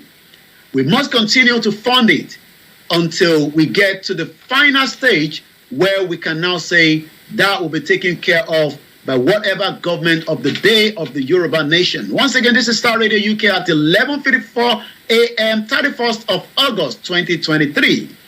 As we continue the campaign, as we continue the awareness, more awareness is needed to tell the world that we, the indigenous people, we like to have our own self-determination. Also, the news is coming out that Claire Cotto, Member of Parliament, has now been appointed as the Secretary of State for Energy and Security. As we are 6 minutes before the end of the program this morning, Imo-based journalist Nosun Ikwa, detained by the Nigerian police for allegedly insulting Governor Uzodinma Asari Dokubo, have now regained the freedom. I hope is not in a serious medical situation.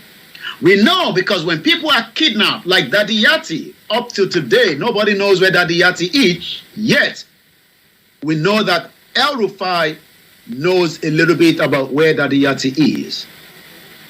As we are preparing to say to the world that freedom of speech must be allowed, Ikwa was released on Tuesday, exactly 10 days after the Federal High Court order is released.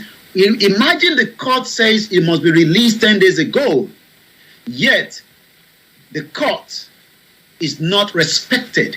How do you expect a country to function? How do you expect a country to continue to live in its own expectation to the international community? Release him is a court order.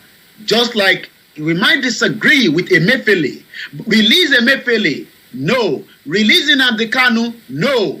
And you want every one of us that are campaigner, that I strongly believe that is my right for self-determination, just like the Scottish are also demanding the same thing.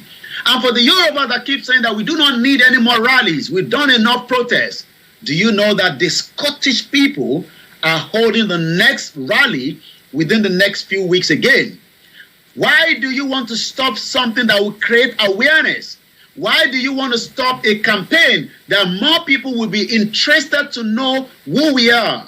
Because as we speak today, many Yorubas that are campaigning for the Yoruba nation are now being accused of working with Bola Tinubu, the president. Because many Nigerians that are not in belief of the self-determination are saying, well, you were all out there every day shouting, campaigning during President Muhammadu Buhari when he was the president. How come the momentum has dropped after Tinubu has become the president? Even some are becoming a little bit skeptical. Let me say it again. The Yoruba do not have anything called a Yoruba nation country, but we are people that have been known before the 1914 fraudulent amalgamation by the colonial era. So when we are talking about the continuity of our campaign, it's not just on the social media. We must be out there, visible.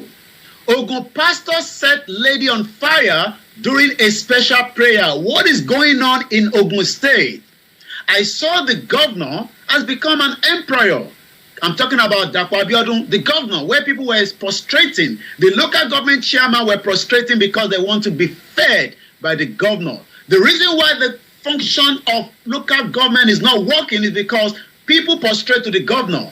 The governor has become the emperor of the state when he's there to serve the people. It seems that one of the local government chairman said that the governor is taking the money meant for the local government, and the governor called every one of them, and they were all prostrating and kneeling down. What kind of society is this?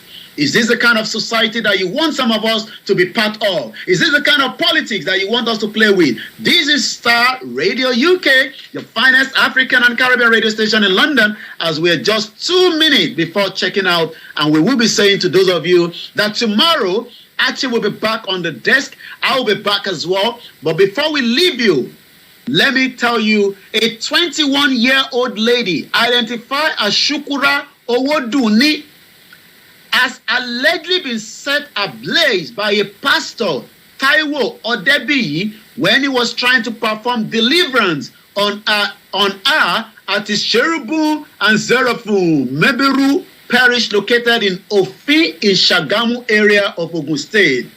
Another abuse of religion. Another abuse of those that want to be set of deliverance. And when that is going to happen, it seems fire have now taken control, and the young woman has been allegedly set ablaze. This happened on August 17. You will be wondering why this news is just filtering out, because they were trying to probably suppress it. We know that. We know this is what they do. The reason why news are delayed in Nigeria is because they do not want us to know until someone out there brings the news out. But in the Starr Radio UK, what we do is we bring the news out to you every Monday to Sunday. Later on tonight is all about the property hours. I'm not talking about those of you that want to be using stolen wealth from Africa to buy the property. If you want a genuine property, listen to us tonight at the property hour at 8 o'clock when our colleague and presenter will be bringing that to you. Once again, this is the finest African and Caribbean radio station in London. This is Starr Radio UK. This is Starr Radio UK. In your car, at work, at home, on your smartphone. Broadcasting worldwide, online 24/7.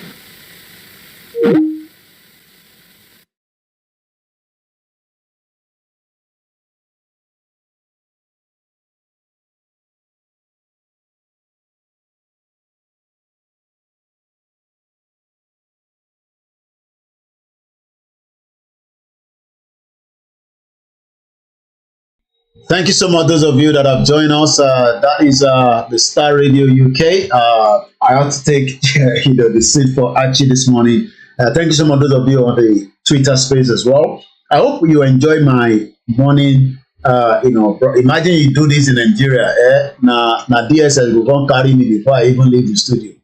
Make I turn on my mic for my people with the mixer. So once again, appreciation to many of you that have joined us. We are now back to the Koiki Media platform. We just concluded with the Star Radio UK, which I do every Monday, but I have to start a little bit early today because I was in charge of the other areas. Well, as many of you will know, we have said it times and times again, Nigeria is not for me and you. But no one believe now, no one believe waiting. Those waiting inside Nigeria won't tell you now. Make I talk small. Make I go tell my children so I don't feel it because I don't tell them make them keep their noise very, very low. So while I'm going to do that, let me find something to, I don't even know whether I should end things and start fresh so that way I do not, how many hours have we done? We'll take just about, 1 hour 46 minutes. I think we can just hold it, continue. We can continue.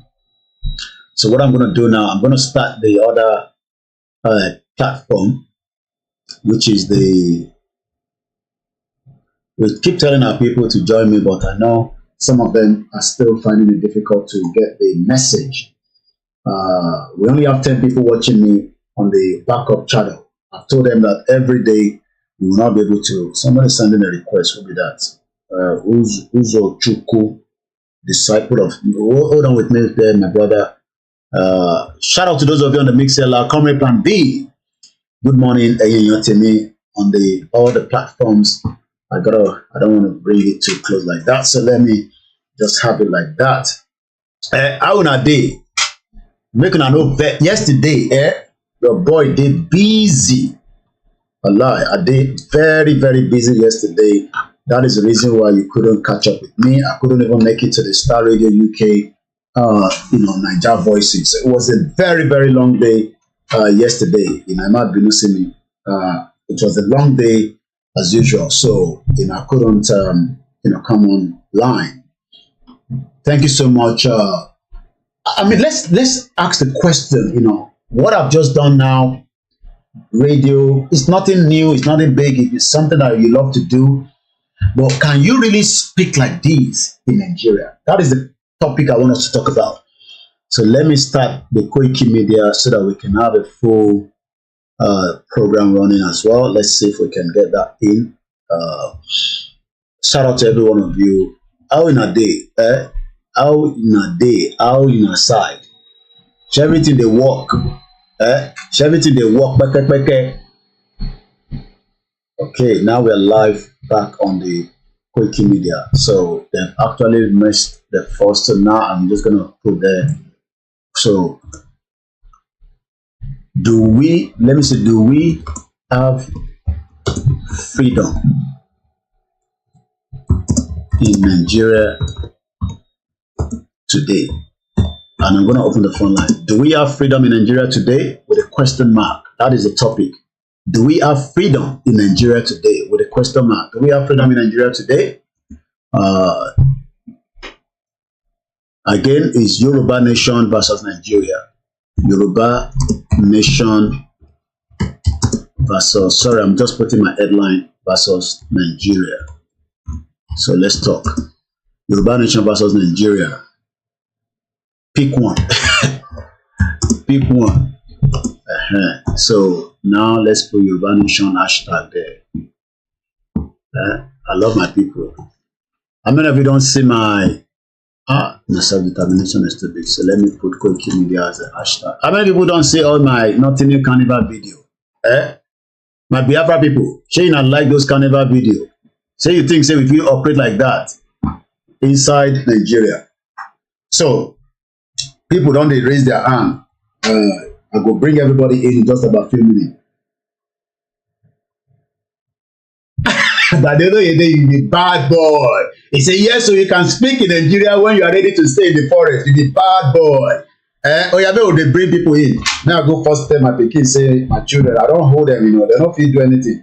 Make I first go bring them, make them come do their own thing. So enjoy this song. Everybody go talk. Yeah, we get time and I go talk. Make I approve now. But when I approve, you just mute your mic, I beg. If you want to come on TikTok as well, I go bring you in. But may I enjoy this Sunday Igboho song. Then make I, change my heart. But make I enjoy this one. Now Yoruba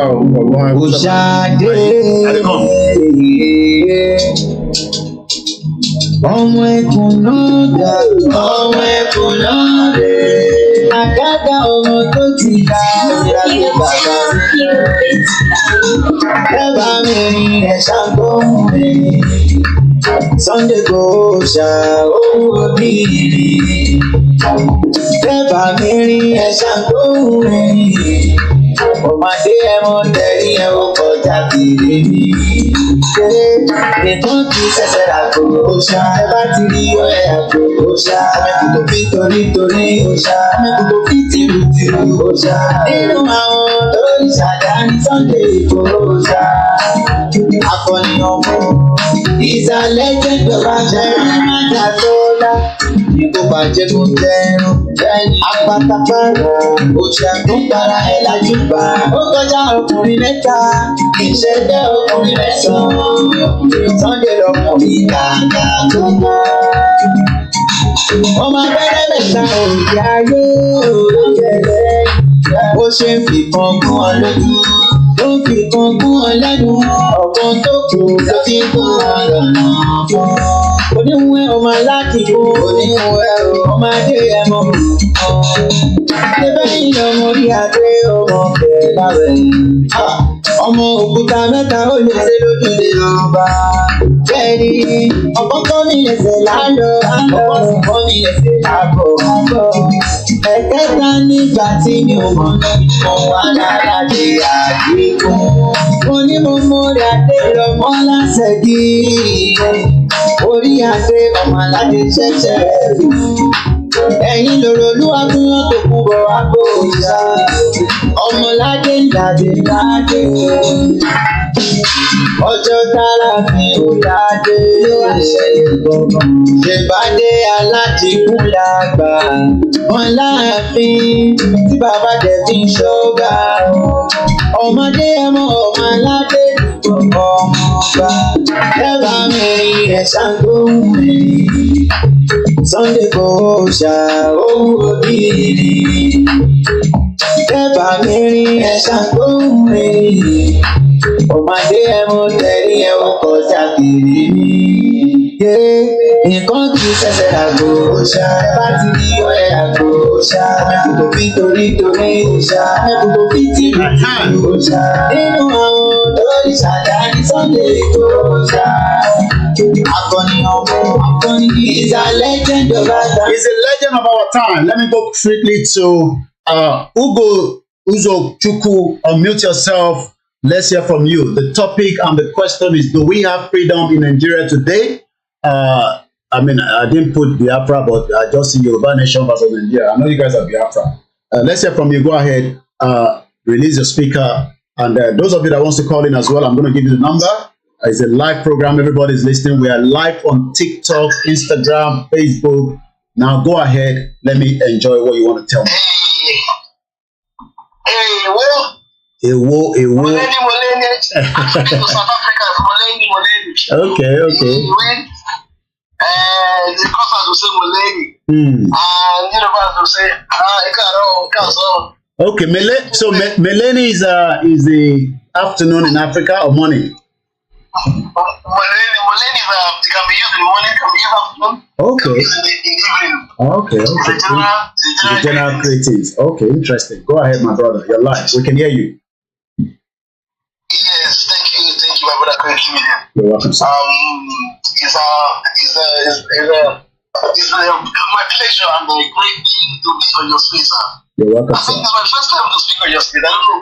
Okay. Well, I don't think you've spoken before. Yeah. I've been listening to you several times. On different platforms. I never knew I've already requested for the mic. Okay. I was just shocked. When you hear that name, all right, go ahead. Don't. I think I'm sure you are used to it now. I think now same thing now. You must have something to say now. Something to share with us. You must have something to share with us. Yes, you were talking about speaking fluently or speaking without harassment in Nigeria. That's correct. Yes, that's it. That's what I said. You're right.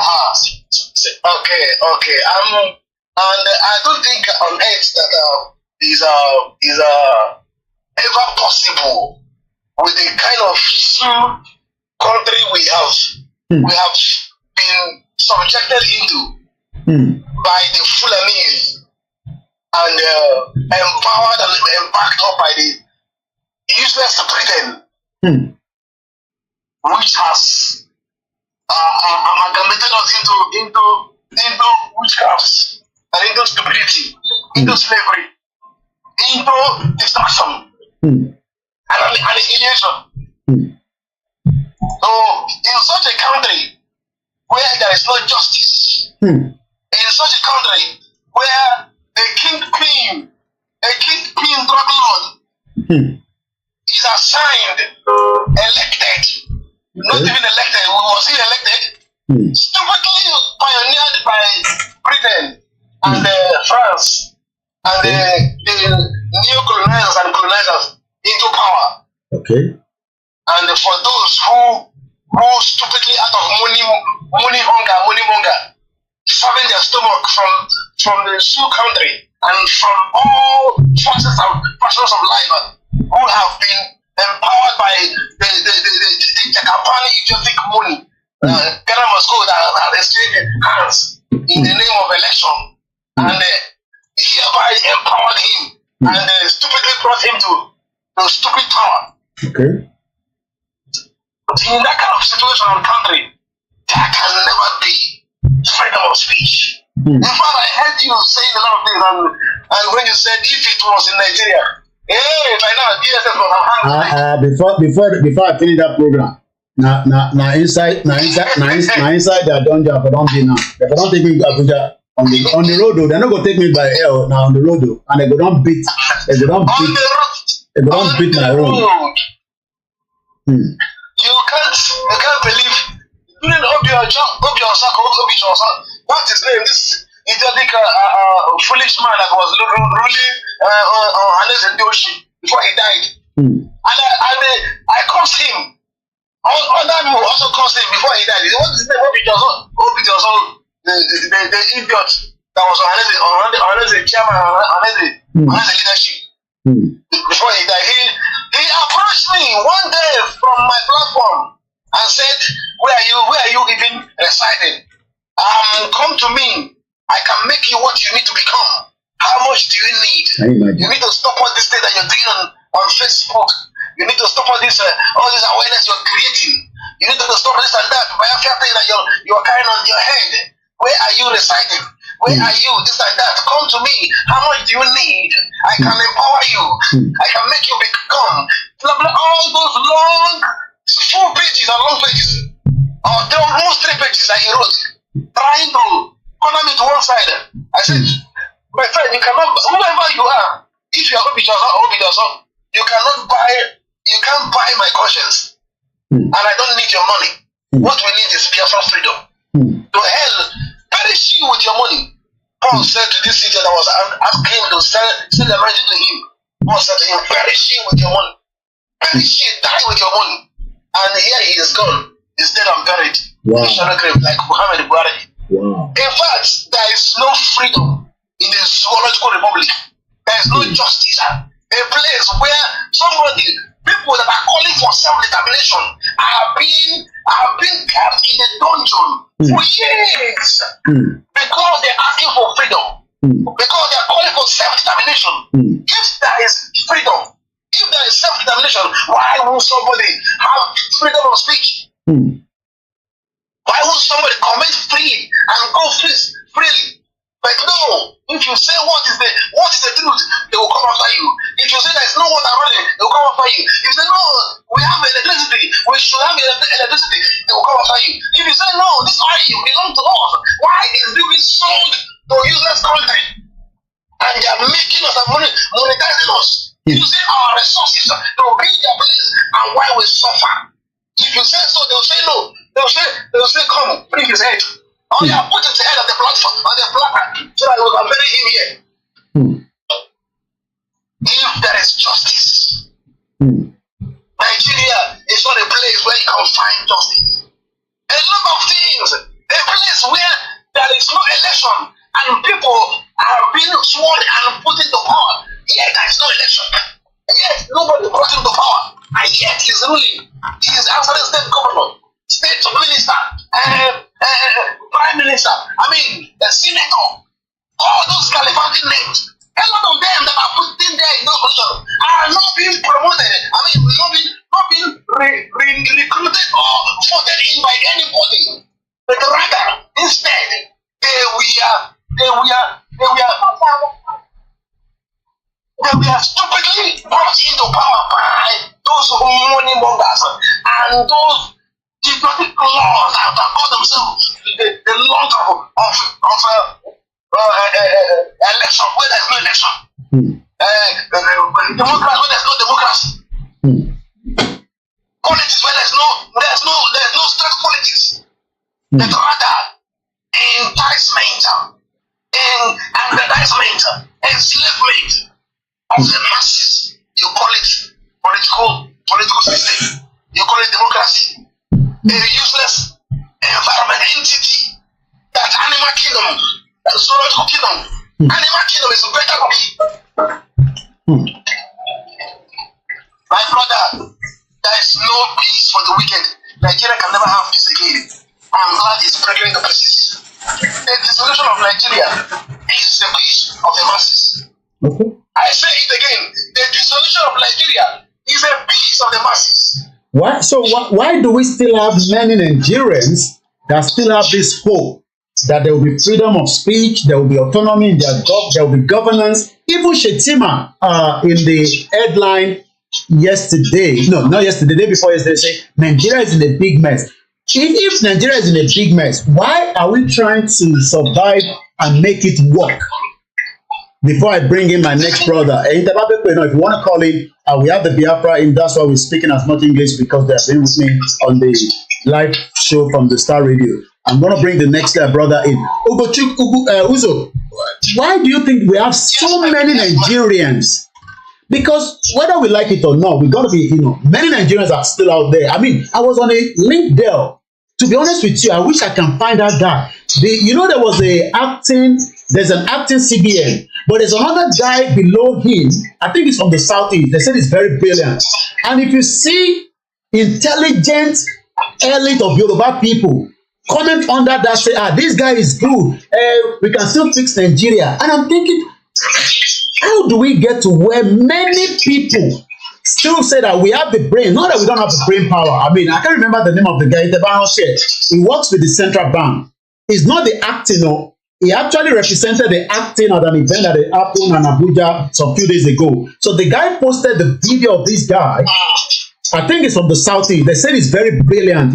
He was speaking everything up in figure. When we have the good ones among us, you can tell. But how these good ones will be able to fix Nigeria is what we don't understand. But when I was reading through the comments, come and see Yoruba people that still believe that, yes, with this kind of brain power, we can make Nigeria work. But those people don't want to make Nigeria work. Why not this brain power go help Biafra? If we need to employ and can't help us in Arewa, we employ them. Because do you know that there are some countries around the world, I think I've been told that Emirates, I think I read it from the comment section as well, that the person running Emirates is from Britain. So Britain also sends people to go and help them develop other countries, whether as a company, organization. The question is not to lose the question, why do we still have many Nigerians believing in Nigeria that there will be peace, there will be freedom, there will be everything that we are disagreeing with? Again, just under 2 minutes, because we want to bring somebody else in here. Yes, my brother Koiki, illusion. This illusion in the mind of people that Nigeria could still work again. Who doesn't want it? It's a madness. No, Marian is what It's a madness that need to be cured. I don't know where they can be cured. Psychiatric places can never be if you cured. want something else, I'll give it to you. For curing them. I tell you, I'll buy another one tomorrow for you. The madness in some of our Nigerian people, especially those people speaking Biafran, stupidly believing that Nigeria could still work again. Not only Biafra, we get a lot of Yoruba. We get a lot of Yoruba. So don't put the blame alone. Don't put the blame alone on the Biafra. We have. I said that the people who did there, they be intellect. LinkedIn are for for good people like we don't read book, read book. So when you read their comment, you go know say this one they get different kind of. But their belief is that there will still be a new Nigeria that will work. How long I don't know. When it's going to happen, nobody knows. But go ahead. You know, my brother, since this drug laws came into power, I discovered that some Yoruba peoples who were also piloting the issue of self-determination of freedom. Some of them became quiet. I don't know what happened. If you could help me on that. But the few I met here, some of them became quiet, went into coldness and into religion because their mindset is that anyone who has become the president is our man, he's going to better the country and we are going to have a good nation again. Since he's our man, since he's from Yoruba police, since he's a Yoruba man, we are going to have a good governance. That is the delusion in their mind and the madness in their heart, in their mentality. I see. Alright. So when I communicate with some of them here, they try to tell me, no, if you say anything about wrong or any negative thing about it, they say, no. They want to pick up a fight with me, even my close friends here. Okay. They want to pick up a fight with me. Because they believe that the Yoruba owns it now for the next 4 years, so we must enjoy it. Let me give the next person another platform to speak. So I'll come back again to you. Let's go to the next person there. Mazi, I can see Mazi. Mute yourself for me, Bafuzo. While we bring the next person in. Go ahead, Mr. Mazi, let's hear from you as well. Yeah, good morning, good afternoon, and good evening, my brothers and sisters. Tell me your time zone. What got my attention was the question they asked Uzo. Why do we still have so many Nigerian still believing that there will be food? And there's so many of them. Only if you want to tell lies, in their millions. Go ahead, we can hear you. From the answer, my brother, Uzo gave mention of illusion. For me, I think that one illusion is somehow trying to justify the stupidity. What should be the best answer to that question is stupidity. In the country where the old leaders, old cargoes, make mistakes, the people of the young youth that country, they do the needful. Just like they say in Burkina Faso, the young soldiers, and we see all of them are happy. They want to say in Nigeria, they rather come to analyze the war, something like that. They spend their time working to work on anything like that. What do you expect from that people? They don't care as far as they get their account for the time, they don't care what's going on in the country or to the just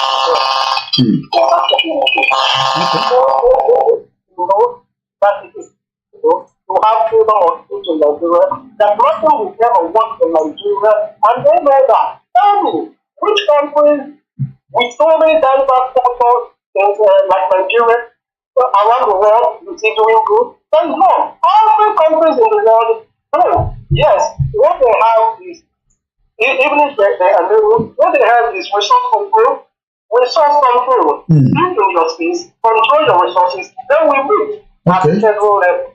Okay. And of course, Nigeria and all those what cargoes you take there as politicians, they know these virtues. No, we can't allow them to be. Even before the amalgamation of Nigeria, I won't know what came there as politicians. They know these. When they're doing well, fine at their own space. Governments were also doing fine at their own space. Everything was moving fine. The successive people decided to amalgamate things together. And the worst part of the is that they put this whole thing in the hands of these people that literally said, wow. That's not yours. That's yours. The chocolate one. Yeah, sorry, go ahead. The these people, they are not after economic development, infrastructure development. Everybody else is their level. Let me see. What's that? Let me see. Okay. So the situation is here. That's yours. The situation that we are discussing. Nigerians are out there. They are lamenting. They are complaining, but their complaint seems to be focusing on the leadership. That the leadership of Nigerians they've not been honest. And like I said, if I go back to, I want to read from what Shetima said, not my own word. Nigeria is a big mess. I want to say the headline again. I've actually saved it in my other computer. This was the headline. I want to read from the People's Gazette. Nigeria in a big mess. Chain. I'm sure everybody knows the word chain. Iron chain. Whether it's the iron chain, this one will be chain, or the one we are put for net. This one they call a muffler. By poor governance, other challenges. It did not give us the other challenges, but it told us that it's a big mess. So, in another few words, Mazi, can you explain what Shetima is? Maybe from your own point, what is Shetima trying to explain to Nigerians that Nigeria is in a big mess? Is also chained by poor governance. Other challenges, Shetima admits. This is the vice president of the most populous black nation, as we are told, quote and unquote, even though he has so many challenges. Why do you think that Nigerians still want to believe that, yes, we're in a big mess, we are chained by poor governance? What are the other challenges? I don't know. But why are Nigerians still in that denial that this is not the problem? The problem is bigger than this. As I remember Simon Ekpa, the day that people were jubilating. I don't know how can be jubilating that they picked up Simon Ekpa. And I got a call from different people say, they don't take Simon Ekpa out. You are going to be the next person, You are going to be the next person, And I'm thinking, it can't be true that they picked Simon Ekpa. Simon Ekpa is in Finland. Finland is not like the zoo country in Nigeria. Eventually, I remember the music Simon Ekpa came back with that evening was, what you don't know is bigger than you. What you don't know is bigger than you. Is Nigerian living in denial that what they don't know is bigger than them? Because that problem and challenges, explain to me in another 3 minutes, Mazi, so that we can get the gauge from you. Other challenges he was talking about, maybe should I talk about regarding to the security issues in Nigeria, that yes, every part of Nigeria, where the one nation and the Biafra nation was the ravage, the thing they did in North. And the other Nigerians are saying, should I know about this? For the fact. And so I know I've once come across some videos of our brothers in the bush countering these Fulani herdsmen, these Fulani at the bush. You see, we start them like that in the bush to chase them away. So that what is happening in the north won't be that much and the one nation and same at the Biafra land. And that is that little security they are enjoying. That is what has become their sense of reasoning. They do not understand or get it that without Nigeria going separate ways, Nigeria, in fact, is really doable. It's really doable. Okay. Nothing you can take Nigeria is there. There's nothing you can do. Okay. All right. Thanks so much. Let's go to Ugochukwu. Good morning and good afternoon. Anyway, it's almost 12:30, so we're already at noon. Some are still in the morning. Japan is still in the evening. Go ahead, my brother. Let's hear from you. Good afternoon. Good afternoon from me also. Good afternoon from me. Thank you, my brother. I salute you and I salute your courage.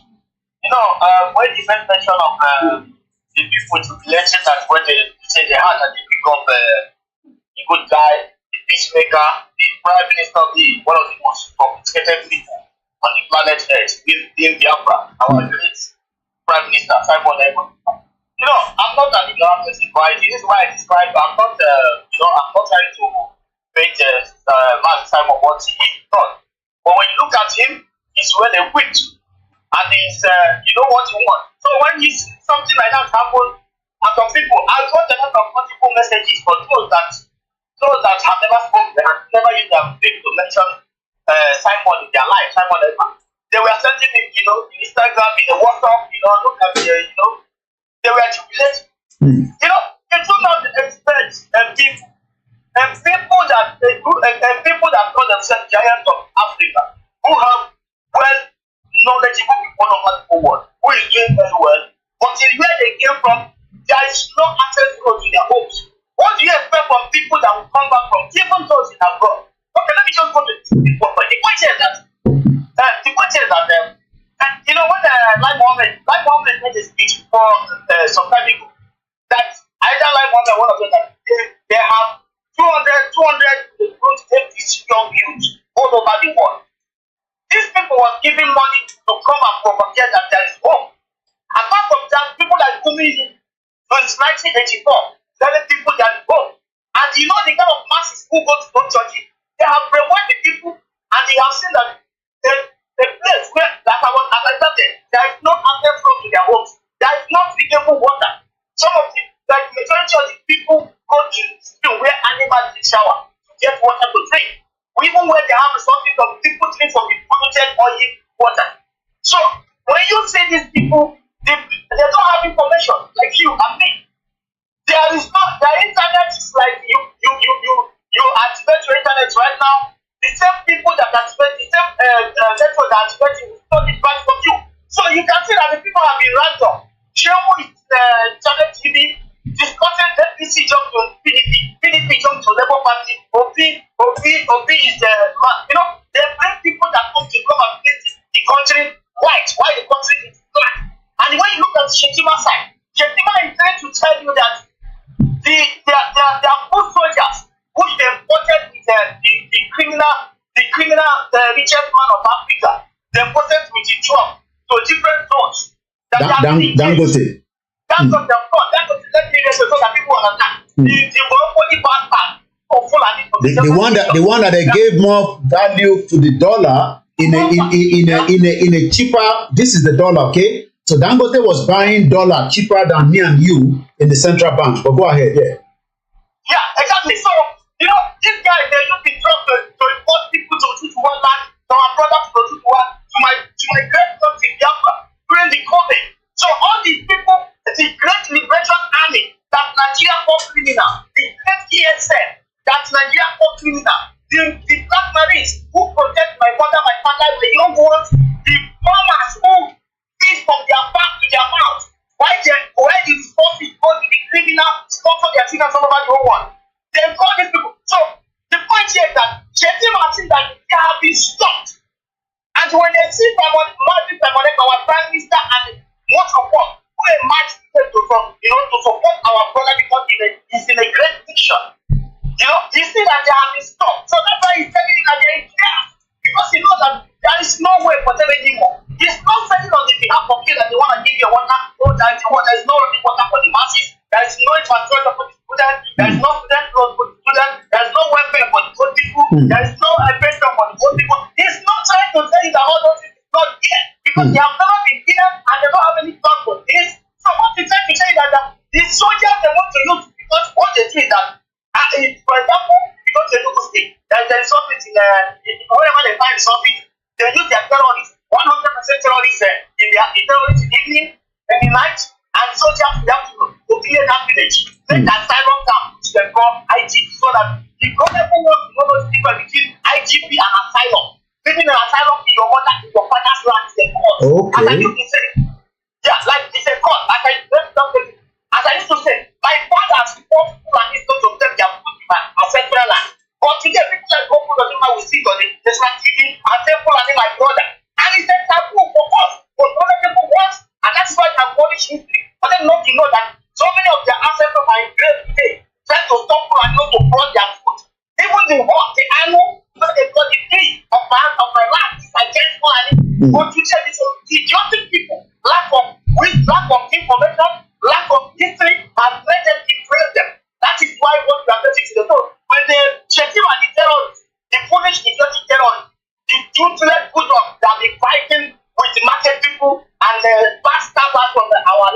But today, you need 3 men all over the whole world. They cannot stand. So when you see him talking, he's not talking for all those things I mentioned. The infrastructure, the well-being of the people, he's talking for because they have been defeated. So I just have to say that. So these challenges that Shettima is talking about, could it be that the challenges of the indigenous people that are locked in Nigeria, but it doesn't want to really come out to say the way it is? And also Sorry, these challenges he's talking about, the indigenous people that is about to liberate themselves. For example, you see ECOWAS. ECOWAS will tell you they have the challenges in Niger Republic, they have the challenges in Mali, they have the challenges in Japan right now. The challenges is because the job given to them by their colonial master as a puppet is not working out. But when you look the face of the mask, its mind tells you that the challenge, because the people that don't want to preach, it's not preaching and smiling. People that don't put yet, they're not considered them. But people can see butcher in the house of their brothers. Like the video you tweeted this morning, I tweeted, where a white guy was asking the general, "Are you not what that men are taking through today?" You understand? Because they see that the general you train. Because most of these people, they never expected those soldiers to for the good of their people. But today, those soldiers are talking in the barracks, watching. Okay, let me keep training. It doesn't matter how many people are left. They will keep training. Take their orders, take their resources. But the soldiers are sitting back saying, "How can I finish my program so I can save these people?" But today, the white guy was busy wearing suit, asking the commander, because the black guy, "Why are you not one that said that in the picture, in the picture with this guy? You're not one that is making crew right now because they see that things are working for the other people." That's the challenge. Chasing my talking the other side. Same challenges to the ECOWAS and the criminal gang. Thank you, my brother. Thank you so much. Once again, a very good afternoon. If you've just joined us, you can also be part of that conversation. If you want to join us on the TikTok, you can send a request. If you want to call in, the number is +44 74 04 405 on WhatsApp only. I'm also going to be reading some of your comments as well. The question is, do we have freedom in Nigeria? Yoruba, Biafra, Arewa versus Nigerian nation. Pick one. If you're a true believer of Nigeria, don't hesitate to call it. We're not going to be harsh on you. We're not going to, we'll give you the room to speak and defend Nigeria. I mean, as much as you can. And I'll be honest with you, I'll be very soft on you. I live in a society where, we are allowed to decide even if you want to be, the other way around. If you don't want to be man or woman, I'm sure you know what I'm talking about. So, even if you believe in Nigeria, I know some of you believe in Nigeria, you're just listening quietly. I'm not talking about senseless people that will come in and start cursing and making. We're here with, intellectuals. Come and talk to us. Come and defend Nigeria. What are the challenges? Shout out to my mother there. It's the big auntie. I saw your comment there, Elijah in Lobade in Manchester. You went on to say, shame and a big slap for those citizens ranting and local congratulations to them. I am only feeling pain of the innocent people. And the innocent people will have to also be part of this problem before we eventually leave. You see, that's your life is flat for personal information. What is personal information? This TikTok wahala too much, Daddy. Ganelo Ede say, answer to that question, Mr. Koiki. People in Nigeria are tiredness, but there is no alternative for them to follow. Really, there is no alternative. Comrade Plan B, good morning or good afternoon. Remy Official, shout out to you. What are the challenges that Shettima is talking about? Could it be the wahala that the Biafra is giving? Could it be the wahala the El Zakizaki is giving? Or could it be the pressure from the West telling Nigerian government today that, look, you must go and do what we want you to do? Do you know that, excuse me, this Gabon situation has really exposed a lot of things. I mean, yesterday, I couldn't come out in the evening, but those of you that watch the repeated or live of my 2 hours about Gabon, I didn't know a lot of things about Gabon before. So it was a good thing that I read as much out of it. One family have been there for 56 years. You know that Gabon also have a lot of reserve. Madi Peace, good afternoon. Waris Jinodi. Shout out to those of you on all our platforms. We are fully Olakunle Ajayi. Shout out to you. So when we talk about the problems that we are facing today, so many Nigerians disagree with us. But let's listen to this, Jonathan.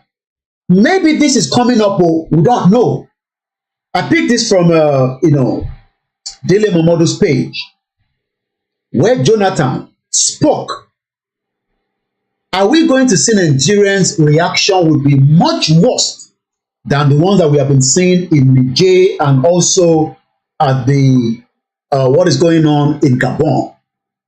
A lot of us seems to be blaming Nigerians, but they came out during the EndSARS and they were told to go back home. They refused to go back home, and we saw what was the end of it. The military came out and many people died. Even some people say nobody died. I mean, imagine people died, they say nobody died. Do you think that you can get a freedom in Nigeria after Tinubu has left? Because I'm not sure whether there will be freedom in Nigeria while Tinubu is in power. But what about when he has left? What do you think is going to happen? Olayomi Paul said, Mr. Koiki, let the preparation begin under me because I'm seeing something unimaginable looming. Yoruba must rise and defend their land and put the religion aside. Prophet Ogundele, these are prophets that told us after we engaged with them 3 years ago that they've been talking about Nigeria breakup as far back as in the 80s. He once lived in UK for a very long time. He could not get his papers. He returned back to Nigeria after a call for him to. Not that religion is not a good thing. It's not a great thing. But you heard that the report I read in Punch newspaper this morning, where Cherubim and Seraphim, a woman was asking for deliverance, they've actually set her on fire. Ogun State pastor set a fire during special prayer. What kind of special prayer do we need? If we have the system that is working, maybe she doesn't have an husband, she might go on the dating app, maybe she doesn't have a job. What do you think we pray for? Maybe somebody has done voodoo on us because we believe in voodoo in Africa. We cannot shy away from that. So they need to cleanse the body. And eventually they've now set her on fire. If the system was working, we can still have the church, but the council will make sure that if you're doing that kind of performance, it has to be done in a safe environment. I was at the carnival. 320 people or thereabout were arrested, according to the report from the London Metropolitan. 2 million people visited carnival for the 2 days. There was a gun that was retrieved out of intelligence at the very, very, very, very pointer. You know when I say something is pointer? Intelligent. When the gun is there with that guy and the police went there straight away, they took the gun away. It could have killed somebody. Somebody died last year. There's only one serious incident that the person is stable, but still in a serious situation. So now that the world that we are living, we do not get, now the MP of that area says, no, we can't continue this carnival in this route. I'm sure some of you saw those beautiful girls, women, children. Forget about the body. I told you, look at the inner side of them. Their inner side is better than some of your governors and your politicians. Forget about the nakedness that you saw. Because some of you, that is the only thing you can see. I saw a lot. I was there physically. So I can imagine when some of you are watching, what kind of video is this? They post like this. Some of them have a good heart. Not all of them, but most of them had a great heart than some of you in that part of the globe today. Not that Nigerians are not great people, but we are talking about the indigenous people that have now been called Nigerians. And I think that is what people don't want to understand. We are the indigenous people called Nigeria. I was looking at the man that designed the Nigerian flag. Only God knows whether they gave him a better life before he died. But now that he died, everybody is talking about him, especially the government. My question is, do we have freedom in Nigeria? Yoruba, Biafra, Arewa, and some might say about this also that what about the smaller ethnic groups within Nigeria? Where are they going to stand? They can stand on their own. Why not? We've told you that so many countries, the only problem that they might have is if they want to stand on their own, they either have to lean a little bit with the Arewa, lean a little bit with the Biafra, or lean a little bit with the Yoruba, or lean a little bit with the three of them for their own safety and protection. Why do you think that smaller countries in Europe are part of the European country? Why do you think that NATO is a place where if they attack, what make I know you come to talk between, you know, Koiki media, we don't want to talk, and people will come and say, Koiki, only you will talk like this. What is the meaning of NATO? The North Atlantic Treaty Organization, also called the North Atlantic Alliance, is an intergovernmental military alliance between 31 members. You attack one, they will attack you. Why do you think that Ukraine is having problem today? Ukraine, I'm not on the side of Ukraine or Russia, but as a journalist that have followed that event of what is happening there, I can only see that more people are going to die. Ukraine do not have what it takes to bring down Russia. They might fly in the drone and destroy one or two things. Russia cannot be destroyed by Ukraine. But Ukraine needs to be part of NATO to be able to defeat Russia. And if that happens, we are talking about the World War III nuclear weapon. I'm sure some of you understand what I'm saying. So Ukraine is looking for membership of NATO. And Russia is saying you cannot be a member because you are bringing too much power closer to me. So when people are saying that, what about all this? I'm just using it as an example that those smaller ethnic groups, it does not matter, even if there are 2,000 of them, we can decide they can either want to be a referendum for them to decide which side they want to go, or they can be on their own. So this argument that we want to remain Nigerians, knowing fully well that we are indigenous people. We are not Nigerians, we are indigenous people. They've just used the word Nigeria to overshadow the indigenous people. There were those kingdoms that were there before the West, the European people came.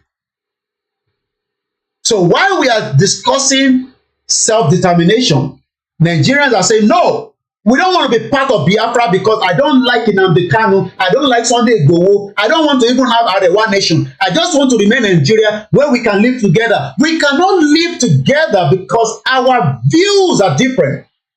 I was reading a report this morning and looking at the names of those that were mentioned. I'm sure some of you will know that they are Igbos. For those that committed a fraud in UK and they've now been taken to America for 90 months in prison. I mentioned the names. We want to know who is a criminal. He says here, Ifeanyi Chukwu, Jonathan, Abraham. I don't even know how he managed to add all these three names. I can tell that he's a fraudster. Because how can you be Jonathan? Now you be Ifeanyi Chukwu, now you be Abraham. Okay, maybe Abraham na like Christian name. Anyway, I don't know. But we know that the same fraudster, like our old brother there, was strangering every day. Some of you love him too much. I'm talking about the criminal one in Dubai. He's now in America. What's his name? Hush Puppy. Let me go and look for his real name. Remember Hush Puppy? He might make a lot of money by the time he come out of prison anyway. From what some are saying that he can make a movie. Let me find him. Remember Hush Puppy? Hush Puppy. Hush Puppy. He was a criminal, a fraudster. His name is Ramon Olorunwa Abbas, commonly known as Hush Puppy. He dey drive Bentley. He dey live the kind life wey some of you wants to live. Look, they are what they call A-class celebrity. You don't go and be like Davido. Davido is already a billionaire in dollars. Maybe, yeah, at least millionaire in dollars. I don't know whether he's billionaire yet. Yeah, you can buy all this panda and become like a, celebrity sometime. When we have a system that is working. Davido can be rich, but I don't want you to be looking up to Davido, but I want your government to be there for you to support you. That is what they call governance. So when Shettima is saying that there's no governance in Nigeria, is that going to be resolved by Shettima and Bola Tinubu in the next 4 years? Or are we all living as a denial? We're living in denial. When we are here, we are not upset with you as a Nigerian. When people come and talk and say, you're watching Big Brother, look, forget it. I want you to enjoy your life. I was out yesterday. I see young people. They enjoy life. They dining. You know dining? Fine dining. No be, How many people understand the meaning of fine dining? And the one way you go chop, where you go to work, like the one way me at the chop, sometimes I go to work. Fine dining is when you sit down. They'll ask you which kind of wine you want. You ask, I want Chabert. I don't drink, so I don't know all these names. I want red wine. They first give you the wine. Sometimes they tell you to taste it. I'm going to an event where wine tasting. Hopefully, I'll be able to broadcast it when the time comes. DJ 75, thank you so much. We want you to enjoy life. We don't want to criticize you because you are watching Big Brother. But you are watching Big Brother and you have forgotten the real problem of Nigeria. That is why we are upset. I don't want to be here telling you, don't watch Big Brother. Why am I going to tell you when they are doing Island or Love Island in this country as well? But we are asking you to be able to be conscious-minded of who we are told we are, knowing fully well we are not. And there are some people that are not up to 1 million within the political era or political terrain of Nigeria. They are not up to 5 million. The people that are governing Nigeria today, politicians from the whole 36 states, they are not up to 5 million. And they are now telling us that we should not worry about being indigenous people. We should remain Nigerians. That is a contraction. That is a fraud. That is our argument between you and us. So when people come and say, they are watching, don't forget it. If you like, watch anything you want to watch. But remember that you are not the true person that they are telling you are. The Scottish people, that is what I don't understand about Nigerians. The Scottish that have a better life than you are demanding for their right to self-determination. So what about you that do not have, okay, some of you have a better life, some of you, but we know that even the statistic is telling us that 130 million of you are living in abject poverty. What more do you want to know? 100 million of Nigerians cannot use, you are not digitalized. The only thing you can do is come on this your smartphone, which some of you are paying loan to be able to watch me on your phone. Some of you have to pay, I mean, we do the same thing in UK anyway, but with a better opportunity. If I'm going to get a better iPhone now, they'll probably tell me I'll be paying £70. I mean, I don't want to pay £70. So I just stay with my £10 tariff and keep my old phone. And maybe one day somebody will borrow me phone or give me phone on social media because of the nature of what I do. But what about you? You have to go and then do the shark loan. And then you come and talk to us that have seen more than you. Whether you're in Nigeria, you have not seen anything, because as of 2 days ago, we were told that 100 million of you cannot even be... Look, the children have their own separate tablet. In that tablet, they are not just playing games. They are also learning. There's what they call mathematics on it. It's a design that is there for the children. And the moment they are doing that mathematics, it goes straight to their school, which also capture the data. We're talking about where there's a porous border. Do you think that we can defend and protect the porous border so that you and me can be safe, even if you do not want to break up of Nigeria? Do you know that people can walk into Nigeria and kill you and they can easily go out? It is done here in UK as well. We saw how, the former KGB was killed in UK. So when we talk, I also want to bring your conscious mind to here, so that you're not thinking that Koiki, because you did abroad, you talk like this. Yes, if I was in Nigeria, I would also be listening like this, and I might disagree with that view or whoever is it.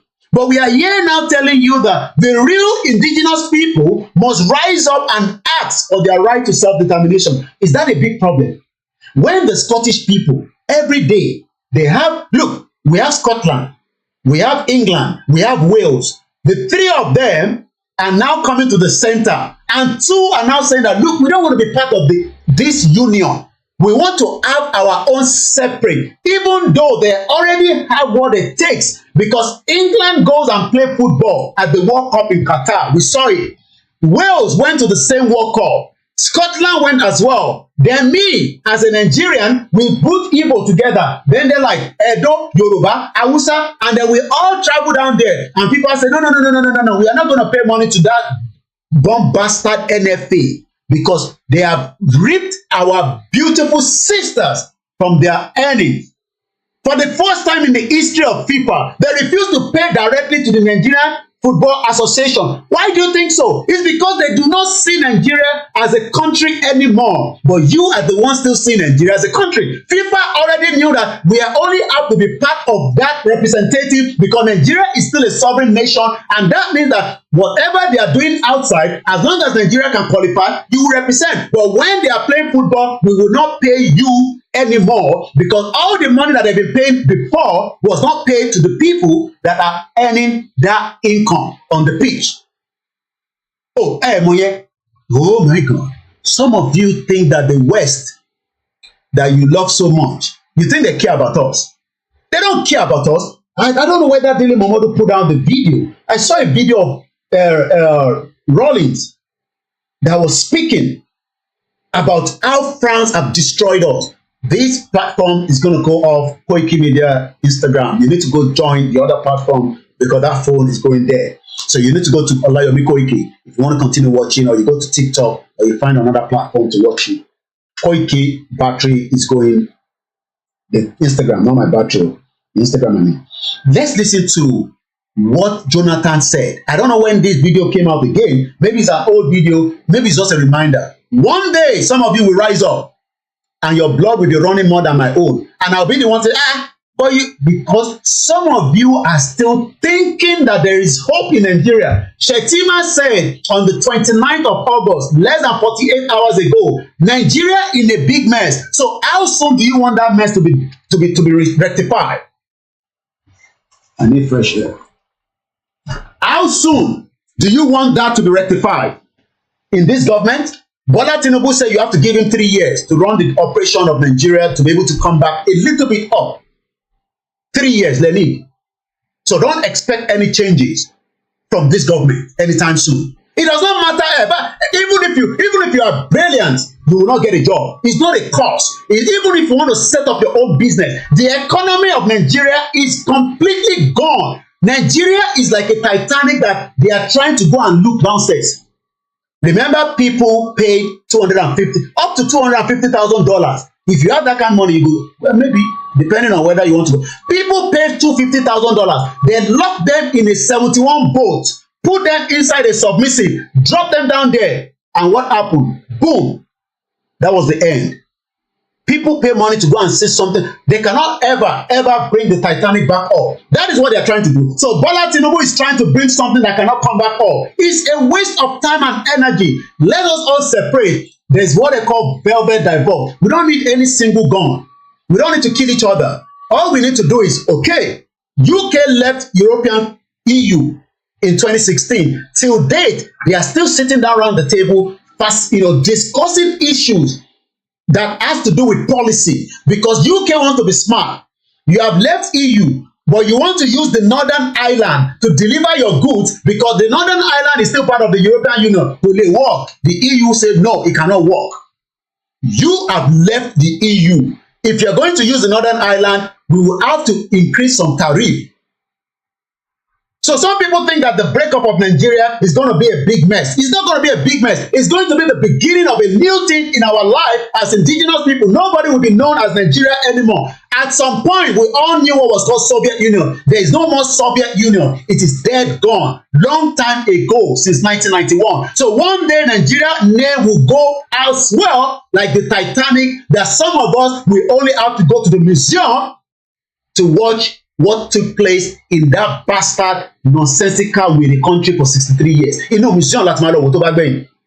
Inú museum láti máa lọ máa gbọ́ ọ̀rọ̀ Nigeria. You might think it's not going to happen. It is just a time bomb that is waiting. I didn't say so because then you go and say, Koiki said there's going to be a bomb in Nigeria. I didn't say so. Listen to what Jonathan said. Make her go find something do behind the scene. I'm coming.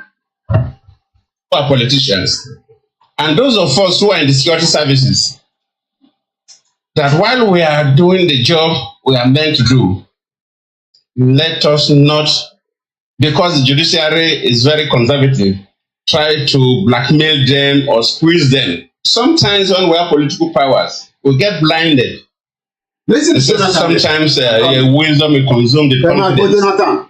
One will bear the big name, president, governor, all the speakers and so on. Become so blinded. Especially even in the security services. When you're holding certain positions, become so blinded. But society is changing. It's changing. And we must learn, we must admonish ourselves. And civil society is becoming very, very active. And certain things that probably we do and get away with it, we may not get away with it tomorrow. Okay. If we take laws into our hands and try to split society, young people will react.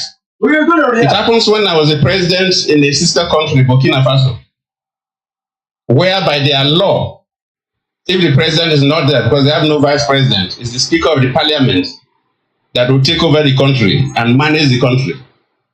The president wanted to amend the constitution so he go for a third tenure. And from the thinking of society, the parliament was compromised, so the speaker was to do it. The young people in Burkina Faso, the civil society, they mobilized and moved in to the parliament to kill the speaker. The security people couldn't defend it. The speaker has to run away. They burned down the parliament, the national parliament. Did you hear that? They moved into everybody run away. Did you hear that? Attack the president. Okay. The president that was just a matter of time. The national army couldn't stop the mass move. It looks like somebody's calling. That is why that phone. You think it's a joke? As you kill everybody. Let me see. No, nobody's calling. You think it's a joke when we are talking? That is your president, Jonathan Mokembe, Koiki Media team. That is Jonathan telling you what can happen. But some of you say, just sit down for London. Look, I dey boil water now. I go drink what I can drink. Waiting a future is inside my kitchen. If I no go beyond waiting, I no want do. I no want be fraudster. That's why I no get the kind of money where some of the fraudster they use abroad. Some people are hardworking. Not that some of you are not hardworking, but the opportunity continue to diminish. You'll be looking for money. You now think it's a spiritual problem. You know when you are looking for money, I mean, I prepare my food now. I don't hear the water now. Make I play the next one. I will never finish that. That's to run. Yeah, continue. Thank you, Daddy. My sister said me I go chop something. The country was in the quagmire. My one constitution said the president so why no one talk. Now the president ran away. The speaker ran. Everybody ran away. Nobody should take over power. Okay, I think that's about it. Let me play another something for the military have to stop. Why is it breaking? Why is it stopping? I don't know why it's stopping. Anyway, let's leave that. Now, listen to this guy that Ali Bongo, the one where they don't remove from power. Listen to him and let's hear what he had to say. This was 4 years ago. 4 years ago, when they're in power, they don't want to go. Listen to him here. To organize, many of us. And tomorrow, I hope that the story that we'll hear will be a more positive one. Can I take one question from the back? Oh, okay. Yes. Thank you, Mr. President, for honoring the invitation. My name is Jody Donyema. I'm a PhD in law student here. My question relates to the question of democracy within your own country and on our continent more generally. Being at an institution of educational excellence, one of the core theses of democracy is that term limits are one of the key ingredients to ensuring that a democracy thrives. And that is a principle that is seen within the Constitutive Act of the African Union, for example. And yet, for all the progressive reforms that you've introduced economically, some of the, in my view, regressive reforms is to remove term limits for presidents in your country. Do you agree with the thesis? If so, why did you introduce the term limits? And in the same breath, what are you doing? This is Ali Bongo. Let's hear what Al is going to respond to this. Fellow African heads of state to ensure that more women get into positions of leadership, and ultimately the demographic gender bias that we see in our executives on the continent does not persist in the future. Well, what you say, it all sounds nice, but it doesn't work like that. First thing, I did not remove no term limits. I did not. and we don't have term limits. Term limits, I would say, frankly, that sounds sexy, but it ain't working. Because when you go into your second term, you no longer have any authority. People know that you're leaving. And your second term is a completely lost, because it starts problems in it for your succession, and people within your own party, they start, fighting, and no one listens to you anymore. And we've discussed that with various African leaders, and they all conclude to the same. Now, why? Because helping us to organize, many of us, and tomorrow I hope that the story that we'll hear will be a more positive one. Can I take one question from the back? Oh, okay. Yes. Thank you, Mr. President, for honoring the invitation. My name is Jodin Donyema. I'm a PhD in law student here. My question relates to the question of democracy within your own country and on our continent more generally. Being at an institution of educational excellence, one of the core theses of democracy is that term limits are one of the key ingredients to ensuring that a democracy thrives. And that is a principle that is seen within the Constitutive Act of the African Union, for example. And yet, for all the progressive reforms that you've introduced economically, some of the, in my view, regressive reforms is to remove term limits for presidents in your country. Do you agree with the thesis? If so, why did you introduce the term limits? And in the same breath, what are you doing in cohort with your fellow African heads of state to ensure that more women get into positions of leadership, and ultimately the demographic gender bias that we see in our executives on the continent does not persist in the future?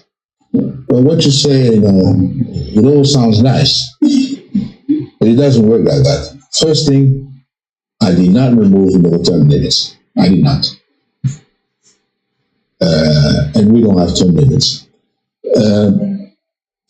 Term limits, I would say, frankly, that sounds sexy, but it ain't working. Because when you go into your second term, you no longer have any authority, because people know that you're leaving. And your second term is a completely lost, because it starts problems in it for your succession, and people within your own party, they start, fighting, and no one listens to you anymore. And we've discussed that, with various African leaders, and they all conclude to the same. Now, why is it still applied? It's because some African leaders think that, it's going to please you guys here. That's why they do it. But they really don't believe in it, because on the ground, they see the difficulty, And so I don't believe that, term limits, improve, the democracy. I don't believe in that. And we've seen that, in many cases in Africa. That's not real. You need a certain time to apply your program. And that's not done, in a country where you have term limits. For instance, once you're elected, if you're completely new, the first 2 years are going to be kind of bumpy for you to apply, and start applying your policy. And then as you start implementing, you have to think of your re-election. And that means that if you have tough measures, to apply, you won't do that, because you will be thinking of re-election, because you have a 5-year term. So you are campaigning for your re-election. Okay, you win, then you say, I'm going to. And then those people don't listen, they don't listen to you anymore, because they know you're leaving office, and you have a tough time. So in reality, in just 2 terms, you only have a few years really where you can work. Now, it is also fair to say that in most European countries, there are no term limits, and you can't say that these countries are not democratic. So you see, term limits is not really linked to democracy. I know you're going to say, well, in America, they have term limits. Okay, fine. For whom? only the president. Some guys are in the Senate. They have been for 40 years. And you know that the power lies in the Senate in America. So why not apply then term limits to everyone, to every electoral office? That would be then fair, and not just the president. And actually, the guy with the when who's the president faces the toughest election.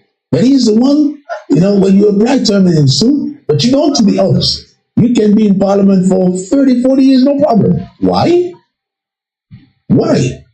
If you you think that we should really push the democracy, then it should also be applied to parliament, because someone who's been in parliament for 30 years, he's very powerful. He's a senior member of the parliament with a lot of weight. So the same thing should be applied to him. As regarding it's still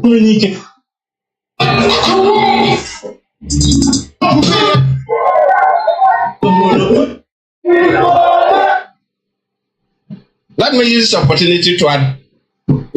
opportunity to advise us who are politicians and those of us who are in the security services that while we are doing the job we are meant to do, let us not, because the judiciary is very conservative, try to blackmail them or squeeze them. Sometimes when we have political powers, we get blinded. They say sometimes wisdom will consume the confidence. When we bear the big name, president, governor, all the speakers and so on, we become so blinded, especially even in the security services. When you're holding certain positions, you become so blinded. But society is changing, and we must learn, we must admonish ourselves. And civil society is becoming very, very active. And certain things that probably we do and get away with it, we may not get away with it tomorrow.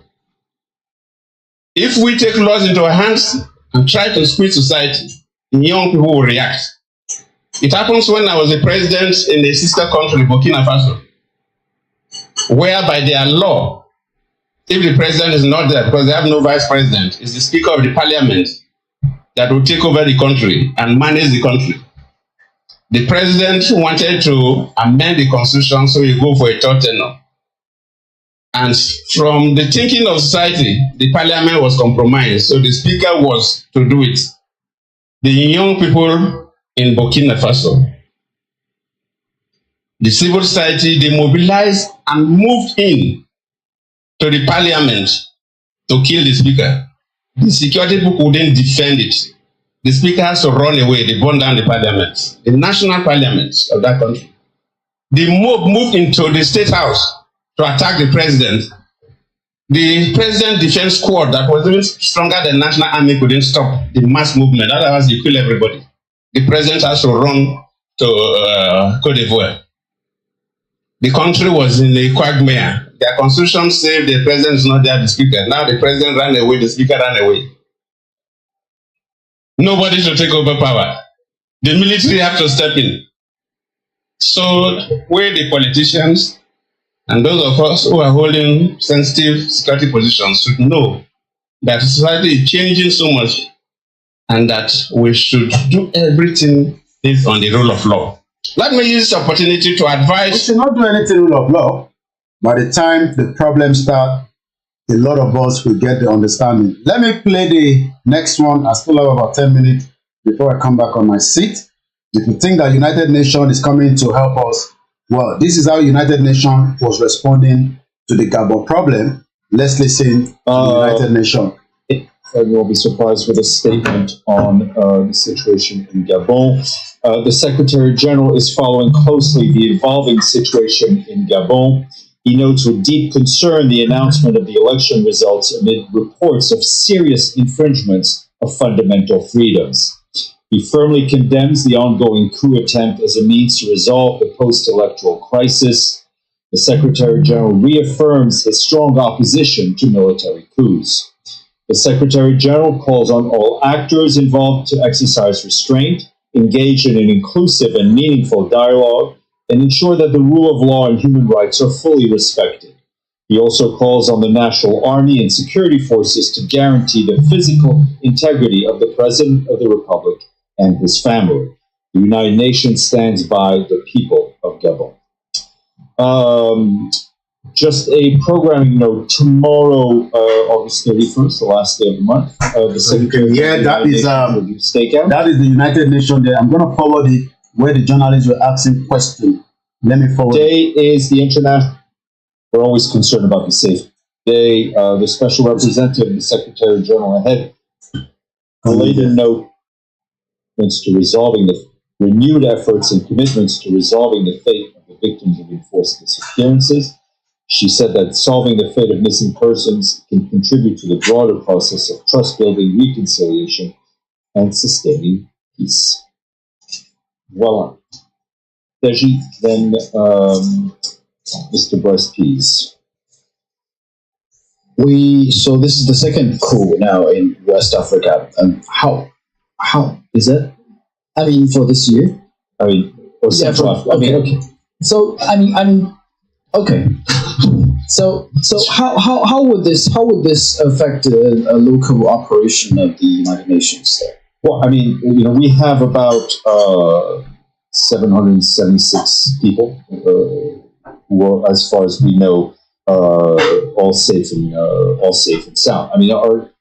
Of course, we're always concerned about the safety of our people, but our broader concern are really to the people of Gabon, the people of countries that have undergone military coups recently, which is a clear violation of their rights. We have the Special Representative Secretary General for Central Africa, Mr. Abdul Abari, who's based in Gabon, but he is currently in Kinshasa. He's trying to make his way back to Libreville, but he's currently working the phones, and he's engaged with regional and sub-regional partners on this issue. So will we soon get any briefs on this?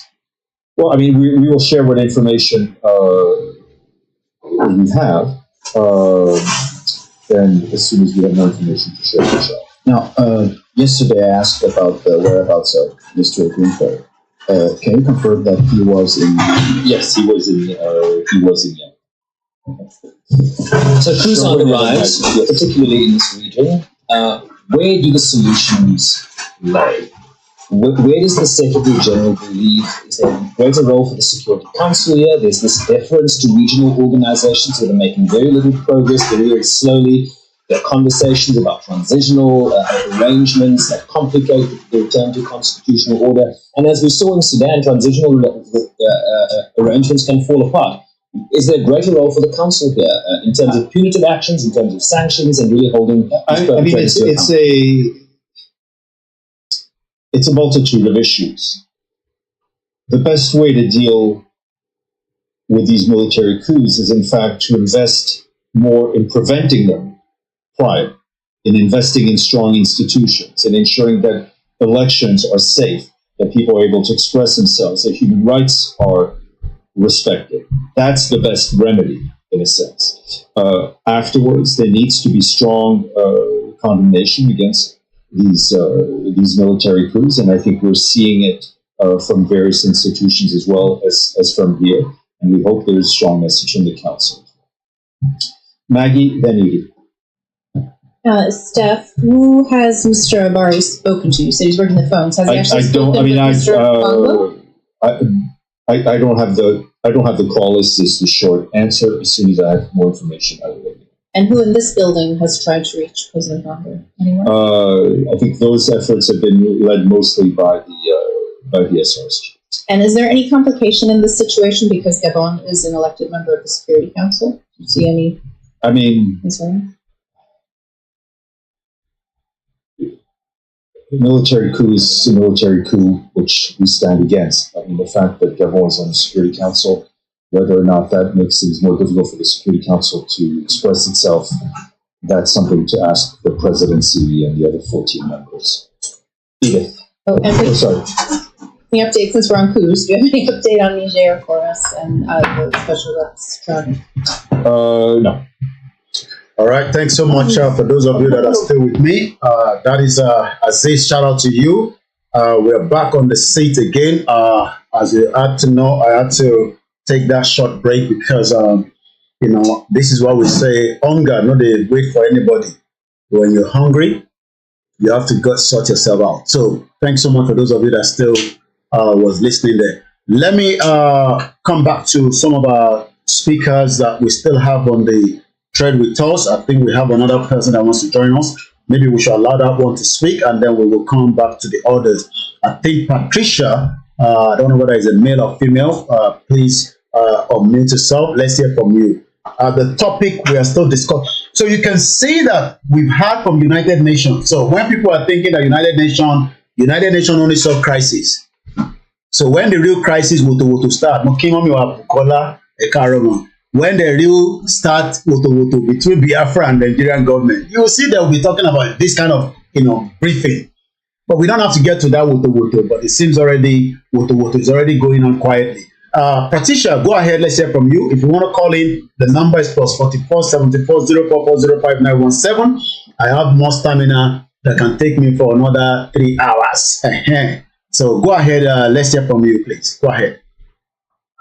Good day, good afternoon, good morning, good evening, depending on your time zone. Thank you very much for this opportunity to be in your platform, because exactly as our leader made us to know, we have to go to where the world will hear us. So normally in our platform, we call it where we worship, where we exchange knowledge, and knowledge is power. Greetings to everyone and every protocol observed. You're welcome. See, we can see what is going on all over the world. But sometimes I keep asking myself a kind of rhetorical question, which the answer is not far-fetched. These things that are happening all over the world, especially in our African brothers, is supposed to have begun already in Nigeria, here. But yesterday I was going on in my mind, it was just ringing. We have had Mali, Burkina Faso, Niger, and now this Gabon have also stood up. Those we belittled are standing up to this challenge, because this era, I believe, is for Africans to liberate themselves from every shackles that the Western world has imposed on us. Then the giant of the Africans, so-called, are practically lying low. Even though we are doing so many, I still believe there's much to be done and much to be expected of us. Because that page is said, he who much is expected, much is given, much is expected. It makes me feel sometimes so shameful that I will be looking at our brothers that we so much deem to be weak or small or whatever. They are the one challenging the status of the Western world. And we are supposed to go ahead of them and lead them. We are just lying low. If I may use that word, excuse me, if I offend somebody, it's just my opinion. I don't stop any correction. When we started the NSAS, that is how it died off. And even when our leader was encouraging us, everyone turned against him. How else are we going to tell the world that freedom is not given, is taken? Look at France. They told them to go out and they're saying no, they will not go. What impudence for them after how many years, hundreds of years of looting and killing and dehumanizing Africa. And now the indigenous said it's enough, we have had enough, and they still have the guts to say no. The ambassadors still have the guts to say put. When they have cut off the light, the water, they are still there. this issue of giving them ultimatum or waiting for one dialogue or the other, I don't think we have room or time for dialoguing any longer. Look at our leader who stood up for everyone, every Africa, not just Biafra. He's been put there. And Nigerians are not doing anything because it doesn't concern none of them. I begin to conclude that why these African nations that we so much deem to be small or little are doing so much, because they are the indigenous from the start, if I may say so. But while in the Nigeria is practically no man's land. It's not for anybody. So come in, do as you want, internationally or locally, and then go. It's like some people that went on a journey or to the market. That's not your place to live.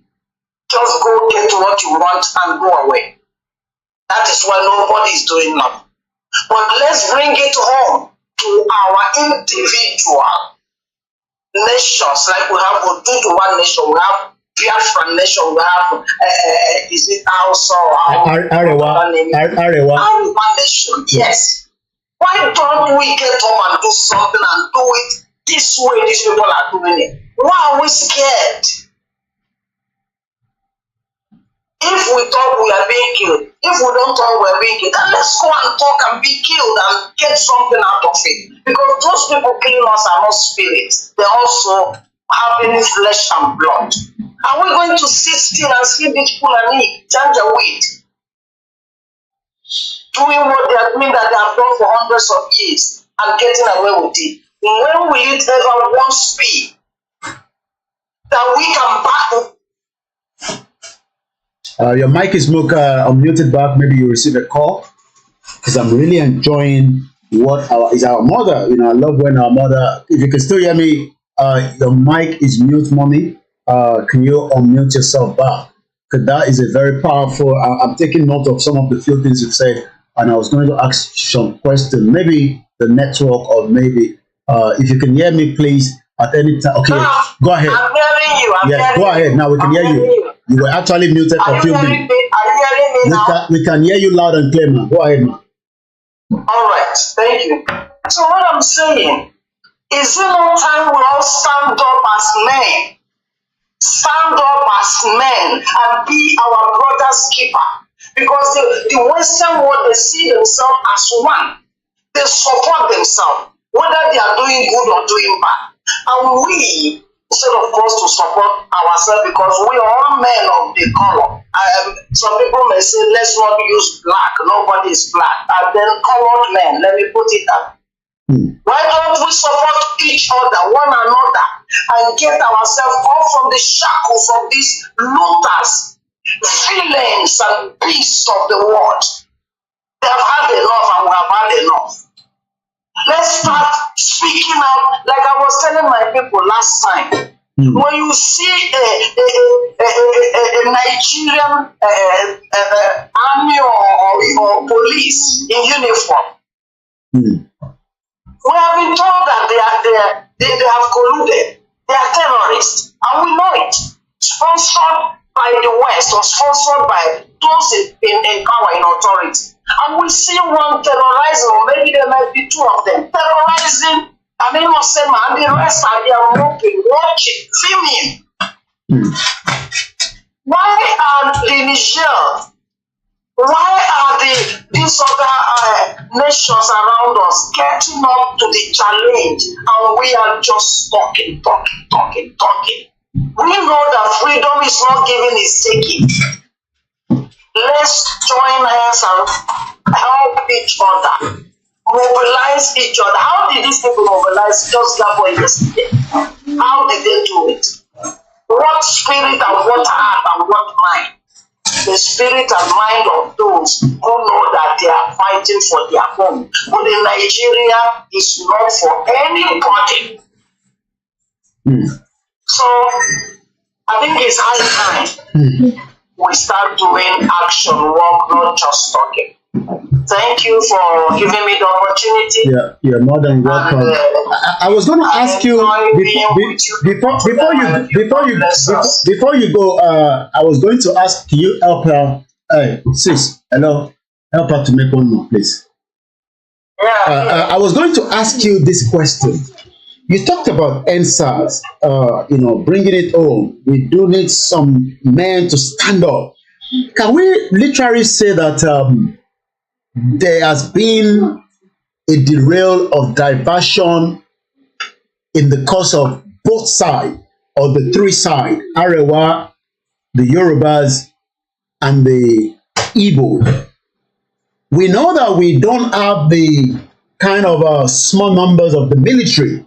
So even if we are saying, we like what is going on in Gabon, in Burkina Faso, but do we see our military from those three sides to say we will take power? Even if they want to take power, remember that is going to be the same problem, in the sense that we are still not united. So even if the Igbo say we will take power through the coup, the Yoruba can say, no, we can't do that now, especially Tinubu is there. The Hausa could not do the same thing, or the Fulani, when Buhari was there. So maybe the coup option, I don't know. That's number one. The NSAS was a push, but again, it looks like whatever was happening, the NSAS momentum dropped down, because that momentum of the NSAS, the expectation of the drive of Nigerians was that everything was going to change. And after some bang, some two gunshots there, everybody just go back home. That's number two. And the last one is, how do we say that Tinubu was a diversion for the Yorubas, Peter Obi was a diversion for the Igbos, Atiku was a diversion for the Hausas? Because three of them, whether we like it or not, had a big influence on Nigerians from the three political parties. Peter Obi came up from nowhere anyway. What do you think was really issue? The NSAS could not survive it.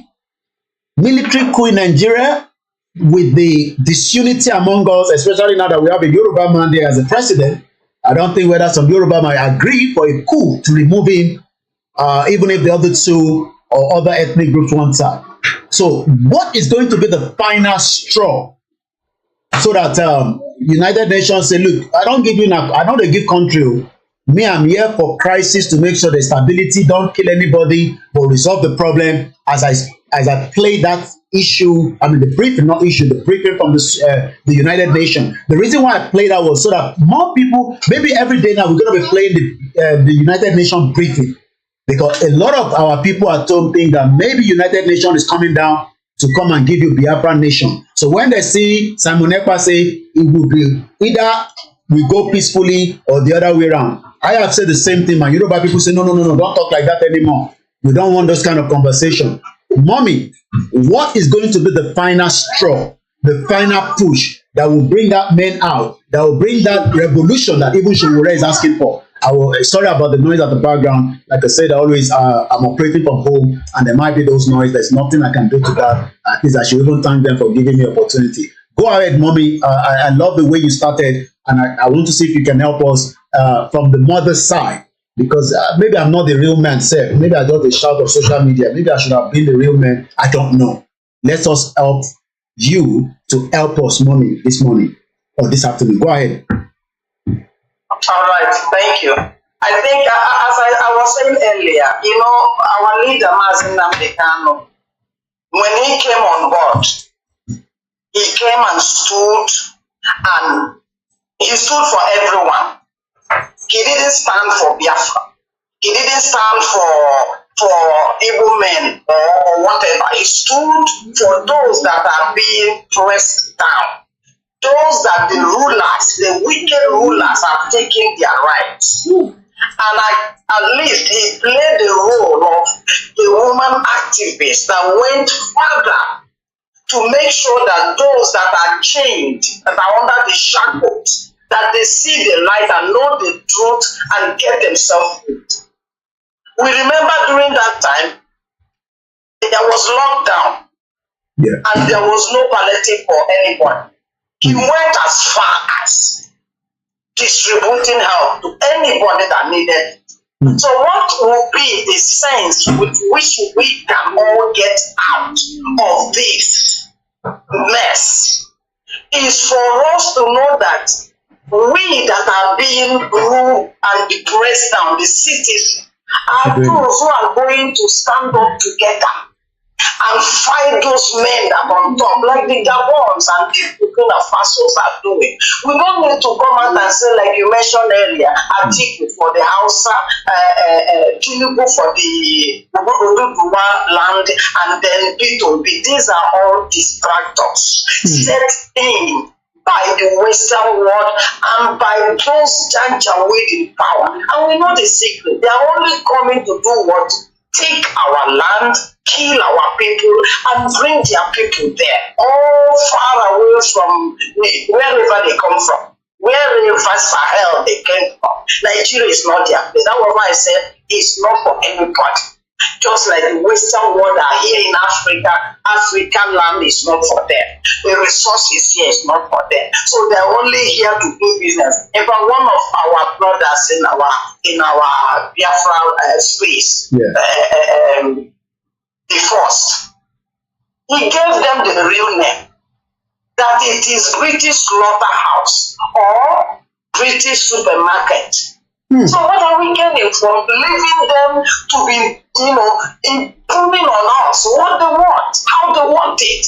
And then they have put all these leaders you see here on contract. They have put them hired men. So if we say Tinubu is for us, we know that Tinubu is not serving us, he's serving them.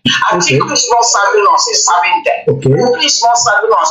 Why would we leave them to continue their trend when we that they have removed the light, removed the hospital, removed the school, removed good road, even have destroyed economic empowerment as they were trending 2 weeks ago?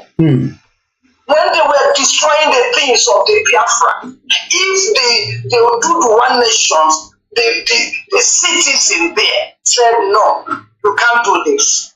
We are those that are being wounded. You people that are on the seat or in rulership, because they are not leaders, they are rulers, evil rulers. You can't do this. But everybody went in, including our leader, that every court, international and local, has spoken loud and clear. He has nothing to be jailed for. He is there languishing. How many are getting up to shout on top of the house, to stage, and remove this man? We're all scared. We're all scared. We're all in our rooms because it doesn't concern us. Of course, because they have put that poison in us to fight one another. And how can the poor fight among themselves while the rich are working are sitting on stop, and the real people are working and taking the coins? I'm gonna come to you in a minute. Let's quickly, we have a caller, and when people come from Nigeria, because the battery phone of everything, it's not like London where I can go and charge my phone, and I've held him for 2 minutes while you were speaking because we were really enjoying it. It's one of our father, and he's speaking now on the line from his base there. So Milton, I'm gonna come back again to you, mommy. Go ahead, Prophet Ogundele. Let's hear from you, sir. Thank you. Káàbọ̀ sir. Ẹkúṣẹ́ ìlú, ẹkúṣẹ́ ìlú orílẹ̀. Yorùbá ni kò ń ṣe orílẹ̀-èdè Nàìjíríà mọ́. Mo sì mọ̀ wípé ó máa bá gbogbo wa láyé láàyè. Yálà o, àwọn èèyàn bẹ̀rù o. I will translate later. Let him just complete because we love the language. So go ahead, Prophet. Ẹ̀rù agbẹ́rù láìpẹ́ yìí. Láìpẹ́ yìí torí pé ohun kan ló máa kọ́kọ́ ṣẹlẹ̀ kí ìdàkọ́ tó ṣẹlẹ̀ nígbà tí ìdílé kan ń jẹ lórí odidi tápẹ̀ ní orílẹ̀-èdè Gabon. Ṣé bó ṣẹlẹ̀? Wọ́n ti pẹ́ tó ti wà bẹ́ẹ̀. Ó ti pẹ́ tí Nàìjíríà fi tó pọ̀ láti pé kò ní í súnmọ́ rárá. À ń pe orúkọ kankan ní ìkékeré tábà ti di igi lóko.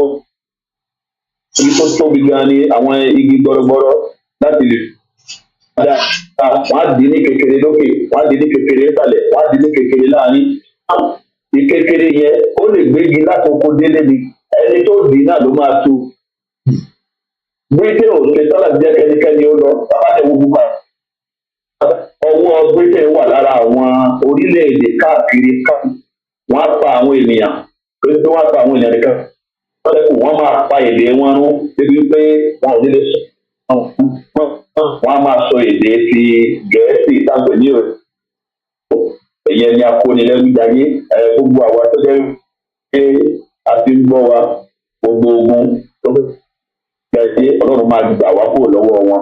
ẹnìkan ni ó ṣe nǹkan kan ṣé ní nàìjíríà tó jẹ́ pé àwọn ń bẹ̀ yìí ni wọ́n ń bẹ àwọn èèyàn wípé ìwọ́n tó bá ti dó lóòótọ́ jáde kúrò báyìí wá ọwọ́ tí wọ́n kó jáde kúrò sọ́dọ̀ tí wọ́n jọ́ lóòótọ́ ni ó ká ó ṣẹlẹ̀ láìpẹ́ kó ìdí àti yorùbá tó jẹ́ tó ń gbọ́ wa ṣe bí ó ní kí ló dé pọ̀ sí torí bọ́ nìyí ẹ̀rù ń bà wọ́n àbí ṣe tí wọ́n lè bọ́ un ṣe padà kí n tó ṣẹlẹ̀ láìpẹ́ yìí èmi ò ní ìkápá ní ìbámu lọ́lọ́run ọjọ́ wa kúrò nínú oko tó jẹ́ pé agbára wa tó bí a torí pé yorùbá ló wà ń bẹ̀ ìbàjẹ́ yorùbá bí yí bàbá à ń lọ kúrò ní ara orílẹ̀-èdè yìí àwọn ìyẹn tí wọ́n jẹ́ pé wọ́n yọ̀ lánàá ní tí wọ́n ti gba ìjọba kúrò lọ́wọ́ odidi ìdílé kan wọ́n sọ di òyì fún 52 years wọ́n tó ní pé wọ́n fẹ́ ṣe é báwọn yẹn wá náà ti dámọ̀nà pé wọ́n fẹ́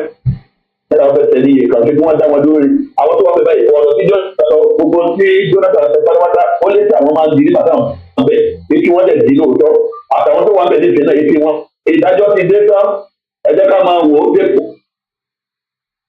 nínú oṣù tá a máa mú lọ́la yìí pé bíbá iná àdá máa ṣèdájọ́ wípé ẹni wọ́n yóò fi ní sí ìdájọ́ rí kẹ́nikẹ́ni wọ́n kàn fẹ́ kí ilẹ̀ kò sí ẹjọ́ kan níbi tó máa fi ọ̀dà kọ́ọ̀tù bẹ́ẹ̀ ẹ gbàgbé ẹ̀ ọlọ́run ti ní pé kò sí ní tó ìdájọ́ rere kan ò ní ṣẹlẹ̀ lára àwọn tó jẹ́ pọ́fẹ́ àwọn márùn yẹn irọ́ ti gbé ayé wọn mi àtàwọn àwọn tó ń rojọ́ ẹjọ́ tó ń rò gan kò yí àwọn gan àwọn kan fẹ́ gbé àwíjàre ṣùgbọ́n àwíjàre wọn ti dùn ìgbàlẹ̀ pẹ̀lú mọ́lẹ̀ nínú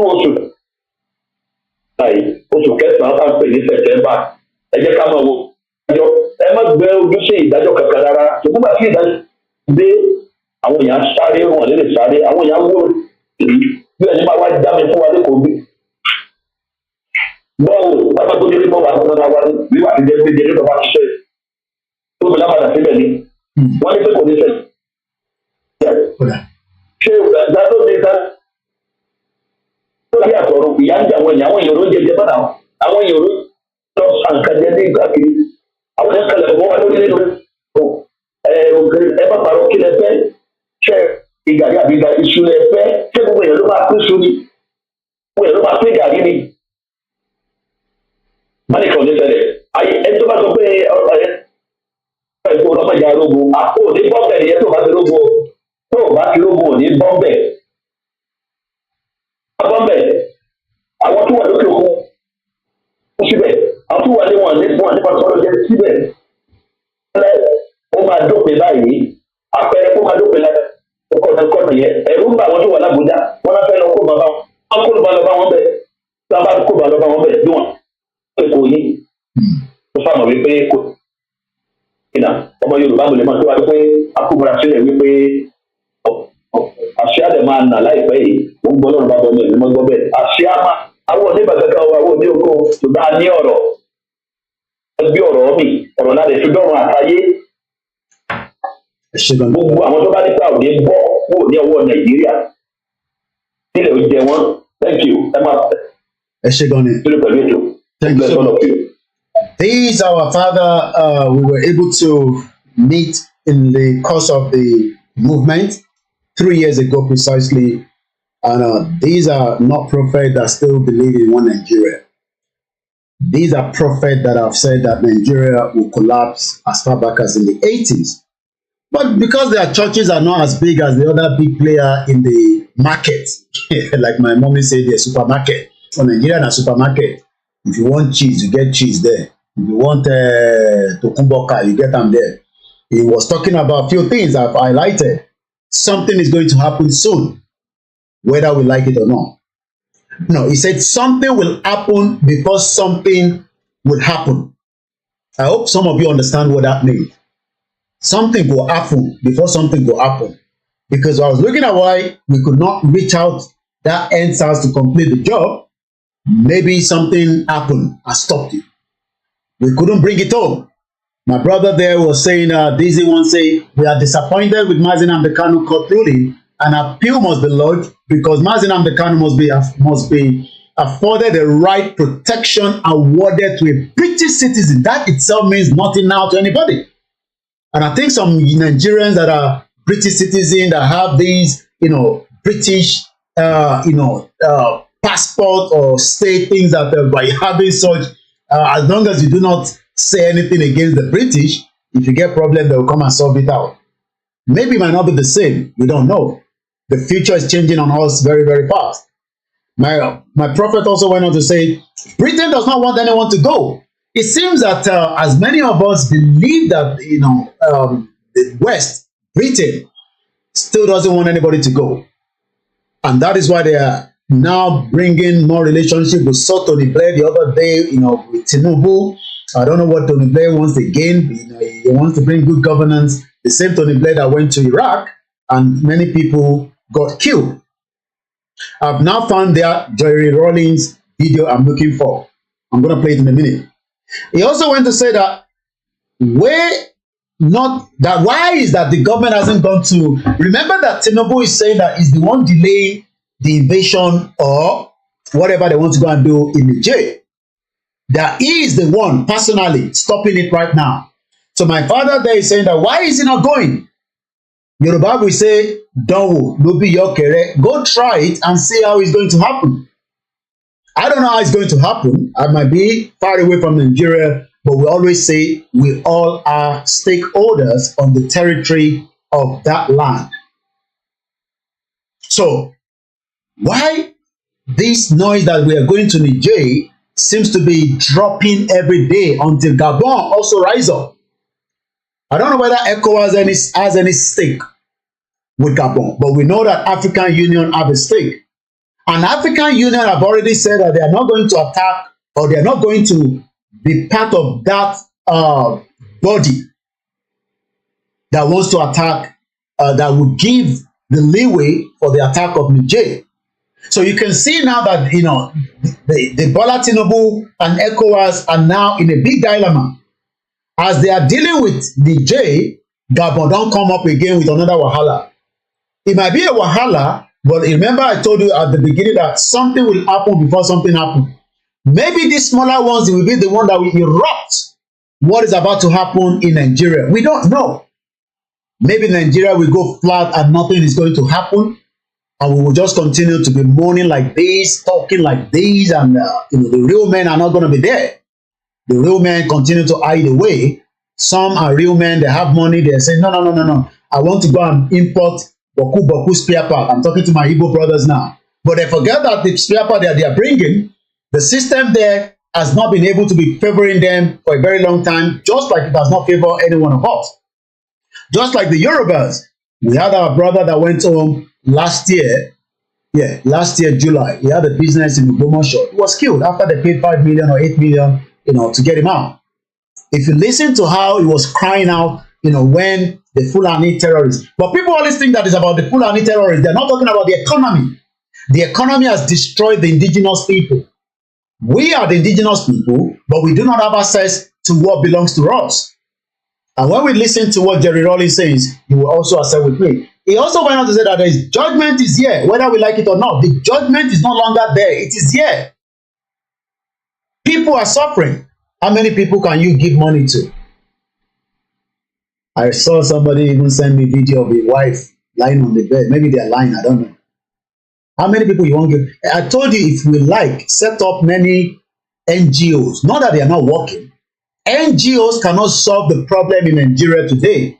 Even in Kano, imagine the governor wants to get people to marry, pay for their marriage, and they can have more children that they cannot take care of because the state cannot take care of them, but they can fund it to. I'm sure some of you saw the headline.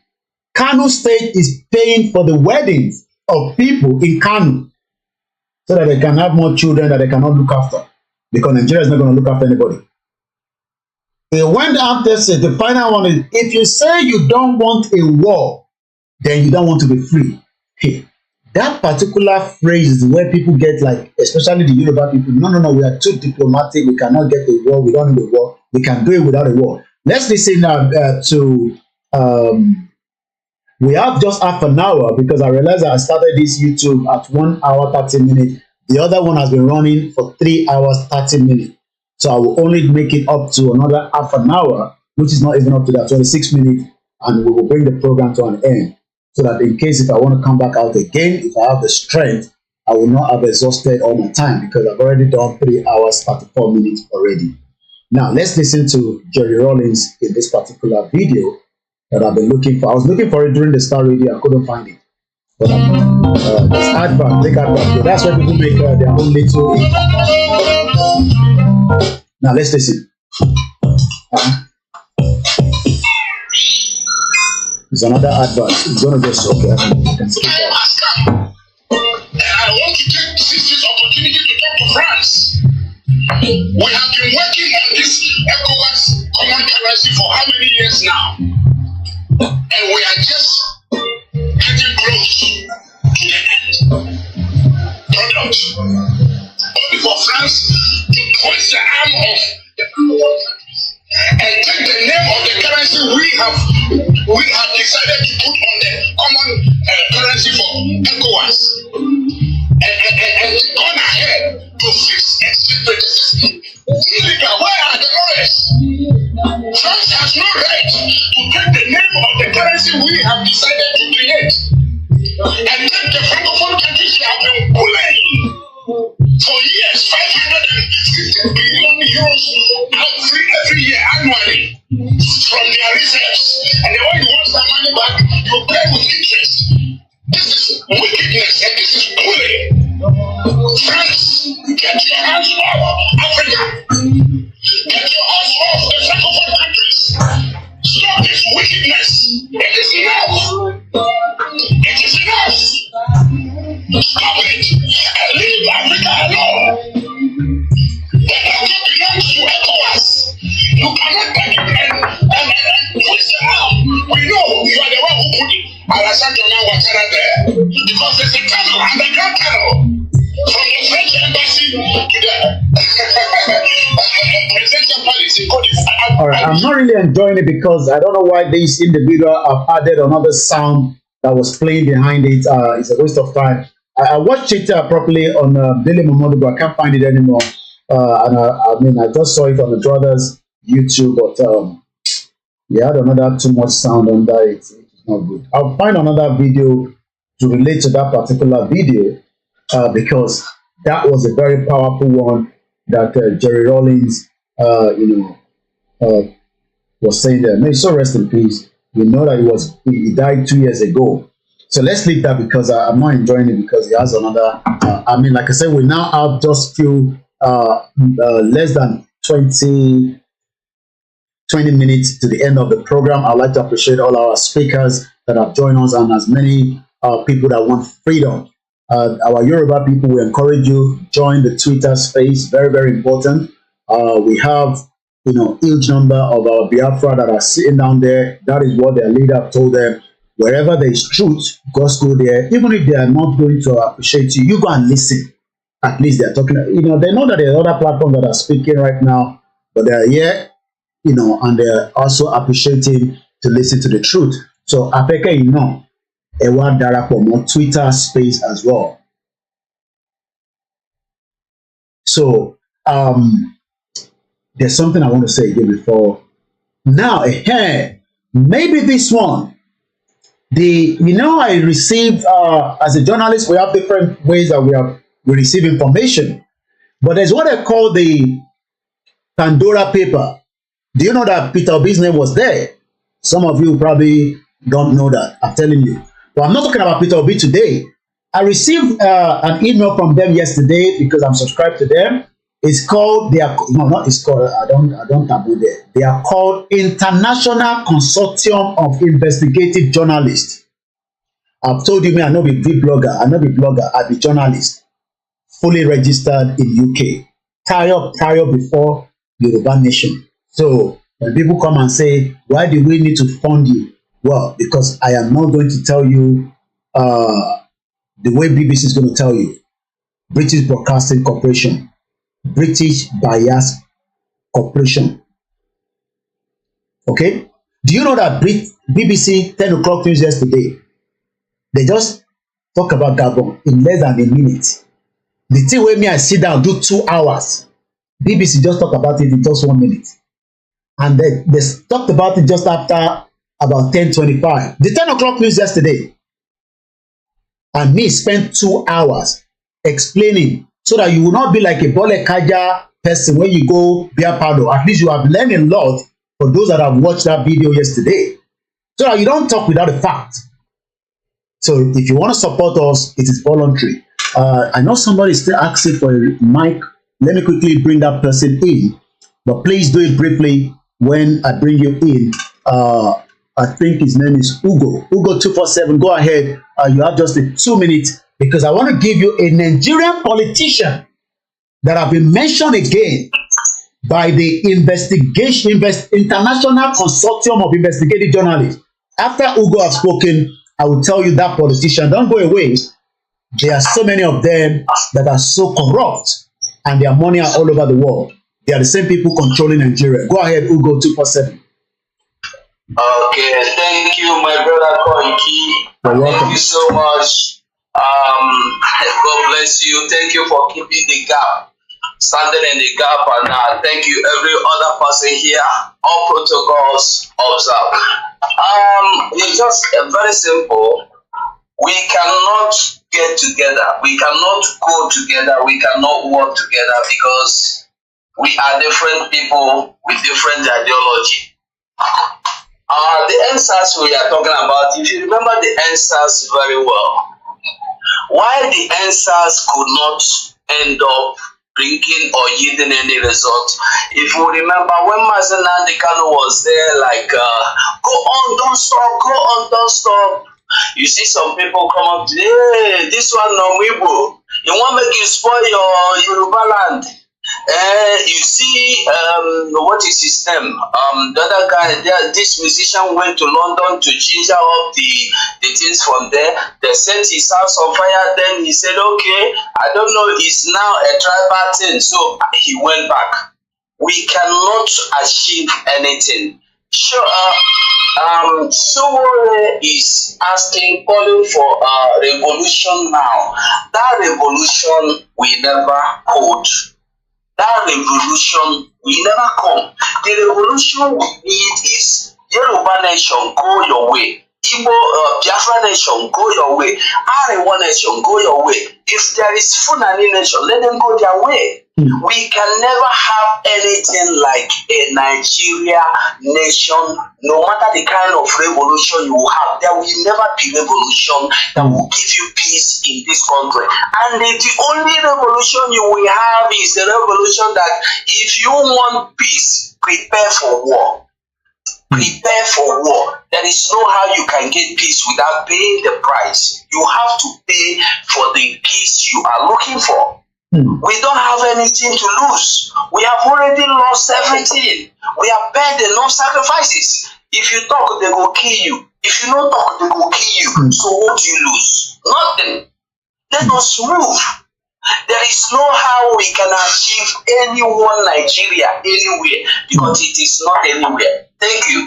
Wow, I love Ugo, my brother. Thank you so much. I'm coming to you, my mother, because you're going to give me your closing remark. I know I did stop you at the junction where my father called it. This program, I'm going to do it later, but I just want to give you the highlights. I don't know when I'm going to do it, but it's worth doing it. In 2021, this is what the Nigerian Bole Kaja media cannot do, okay? They know all this more than these people, but they cannot do it. Not that some Nigerian journalists are not there, they are working, even though some of them we might disagree with them, some of them we might align or agree with them to some extent. Because life is about agree and disagree, but we must all agree that Nigeria is not working. Simple, okay? Whether you like it or not, it's not going to work. Don't live in denial. I mean, I was watching the news yesterday. How can BBC be talking about the Netflix is bringing a game when they are talking about Gabon? somewhere that is so important in Africa, they were not giving it a better coverage. I'm not joking. The 10 o'clock news yesterday, if you're living in UK, you can go back and watch it. They didn't give it a better coverage. So when I come here and say, donate to journalists like our own, self-independent journalists, say, hey, why would we donate money for you? Let's hear this quickly. In 2021, the International Consortium of Investigative Journalists, Pandora Papers, exposed a global network of covert companies and trusts used by rich and powerful to stash their assets out of public view. They don't want you to know that. They don't want you to know that they have so much wealth, money where they don't use, build your community. You could come here. Now us, where will they manage, try to do little, talk to you. I know some of the way we talk, you don't like it, but we cannot all be the same. The leak revealed that a decade, anything they say a decade, now 10 years, 10 years. A leak revealed, not revealed, a leak revealed that a decade earlier, that was about 10 years ago, Nigerian politician Abubakar Atiku Bagudu, make I put, no be me write this one. I could share the link for anybody that also interested to read this kind of, this is what we read, okay? Abubakar Atiku Bagudu. I'll see if I can bring his image out in a minute while I'm talking. Let me Google it, his name here. Not Atiku Abubakar. This one be Atiku Abubakar Atiku Bagudu. You know there'll be different one of them. So Atiku Bagudu.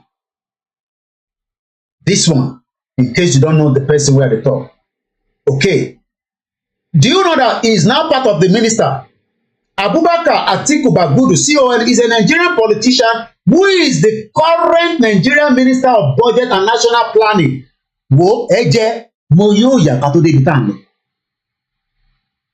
This is why the report came out, because they've now found out that he's part of the minister. This is his face. That's the guy I'm talking about. I will tell you the state he was the governor, in case you don't want to miss it out. You can go and check it out. But that is the face.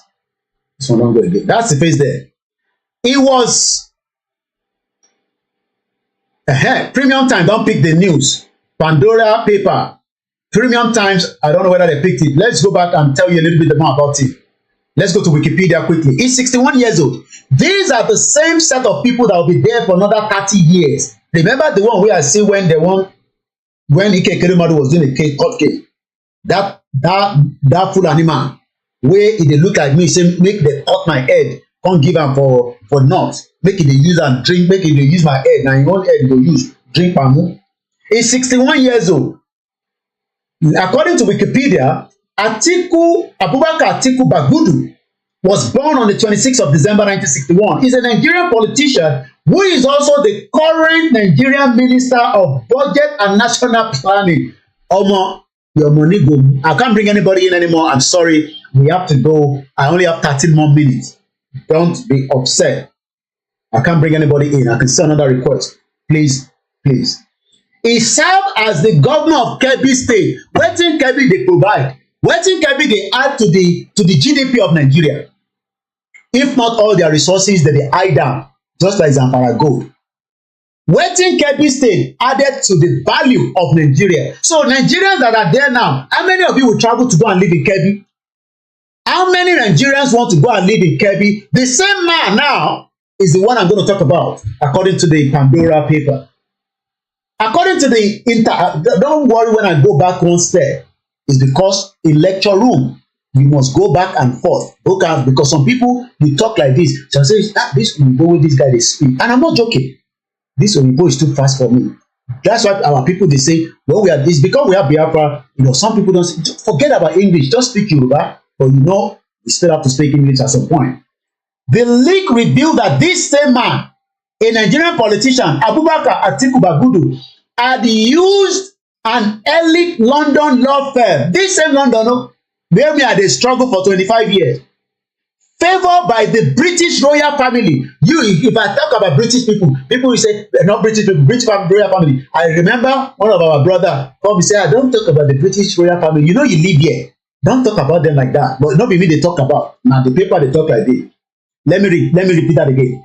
A leak has revealed that a decade earlier, Nigerian politician Abubakar Atiku Bagudu had used a London firm. Make I do translation, my Igbo people don't bet. Wọ́n ní ó ti lo ilé-iṣẹ́ tí ó jẹ́ ilé amòfin ní London ní bíbá tó wà favour by àwọn family royal family tura Yorùbá yà lè yẹn to shift tọ́bálí shift kò ń ṣe night shift tó rán ṣe kò ń ṣe morning shift kò ń ṣe some of us I remember when I used to work I go ask for early morning shift afternoon shift night shift because I wan do all the shift. It's only now that we are slowed down. I don't do how many shifts for this country. You go walk. I see how many elderly people they walk on the road. Their leg don't go. You know, they go walk like this. Even they should have gone back to Caribbean and Africa. But when they go, who will treat them? He shifted an estimated $120 million. You can see why some of us will look at some of you and say, how do you want to know this now? If you don't come on this kind of platform. They know, make I not use that word because if I use that now, it will be like I disrespect my friend. But Seun Okinbaloye cannot say what I'm saying like this. Why that man is a minister? Seun Okinbaloye, my friend, he will never say like this on Politics Today. 1 minute, sorry, my people. No, not that one. Is that one? No.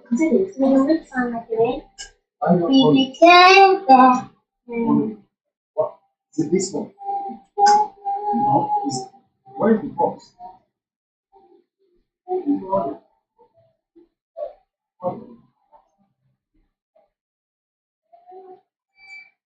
Because I saw it this morning, it was a big box, so I don't know where to put it. We asked him.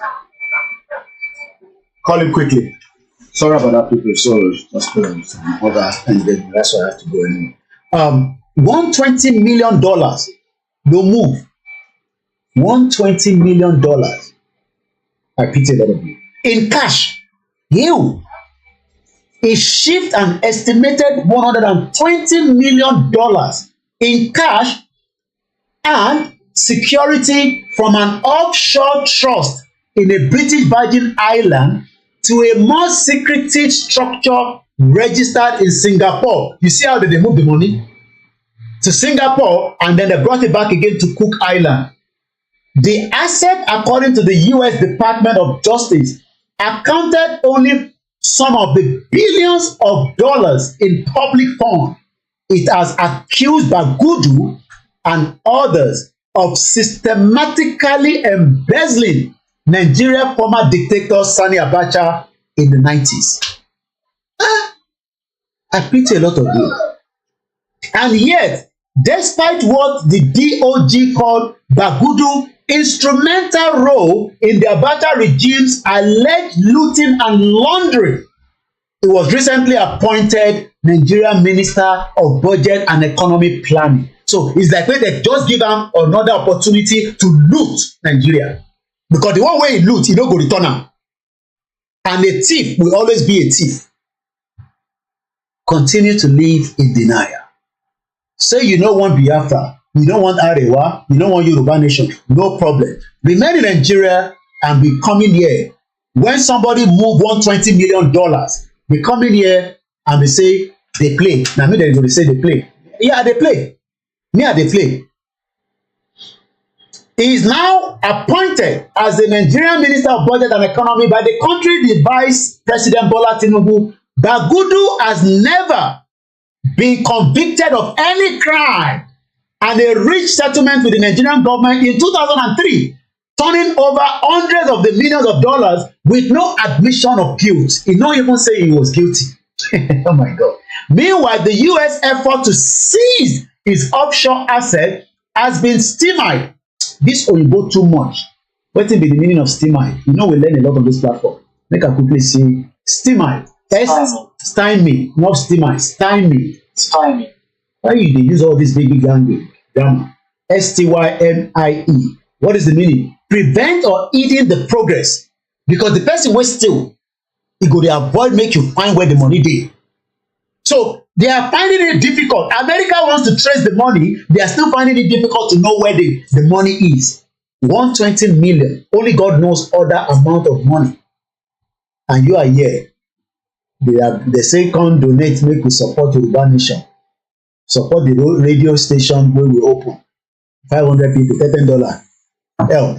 ESN, they need money. Support them. May we get out of this mess. May we not come dey talk about statistics. So you want me to be old in this movement so that I'll become very old. I never old sef. Every day I dey shave. You see white beards. Every day. If I don't shave, I leave this another 3 days now, it become white. Yeah, every day in 3 years, we've lost weight.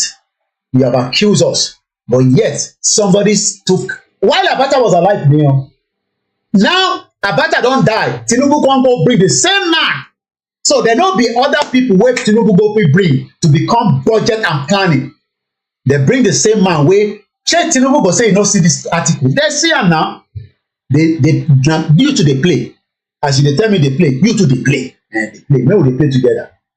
Let's continue. So we don't know the meaning of stymied. Okay, it's because it's gone into past tense. It's not D, but it's stymied. So stymie, if you want to use it as a slang, is the verb stymie means to obstruct or hinder. That's why they say anytime wey crime commit, if you know the person, report for London, for America, for UK, for abroad.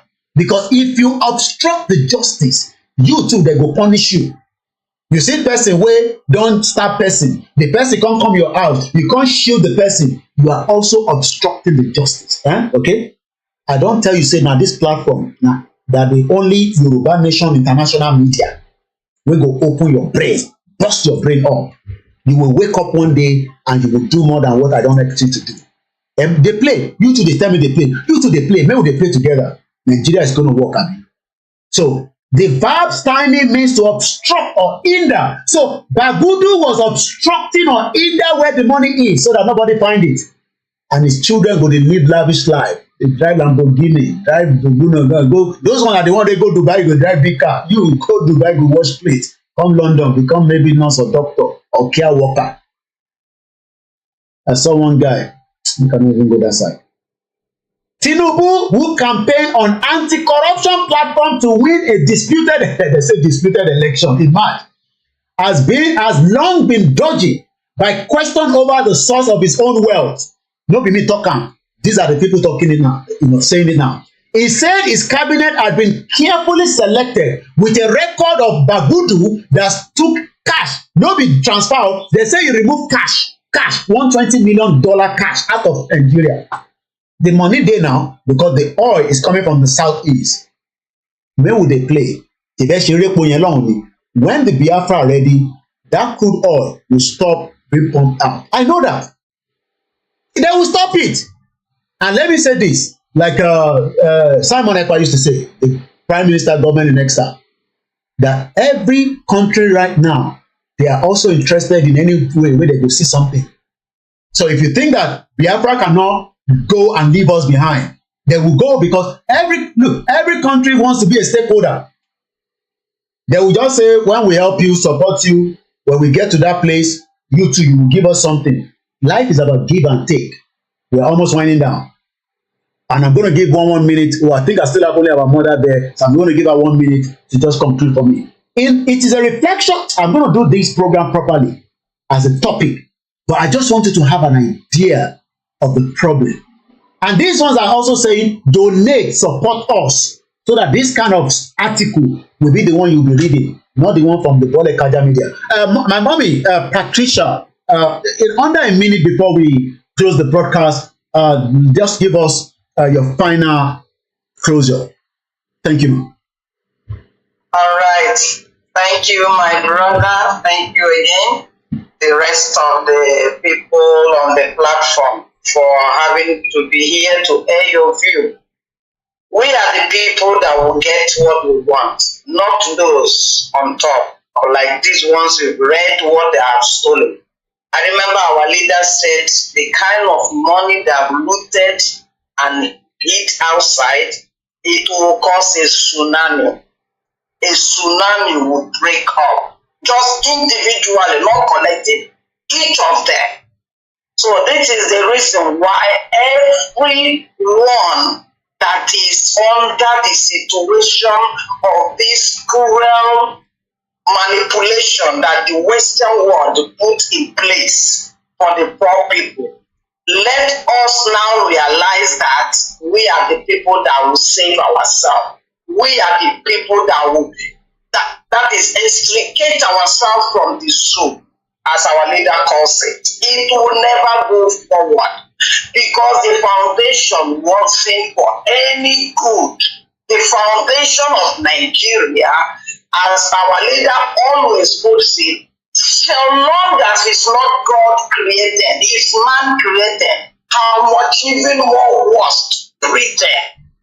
How do you think it will go forward? How many years are we, and we are still, instead of moving forward, we are going worse than yesterday? And so will it be, unless we all stand up and refute criminality, even if it's part of us, like maybe my brother being a governor or a senate or a politician.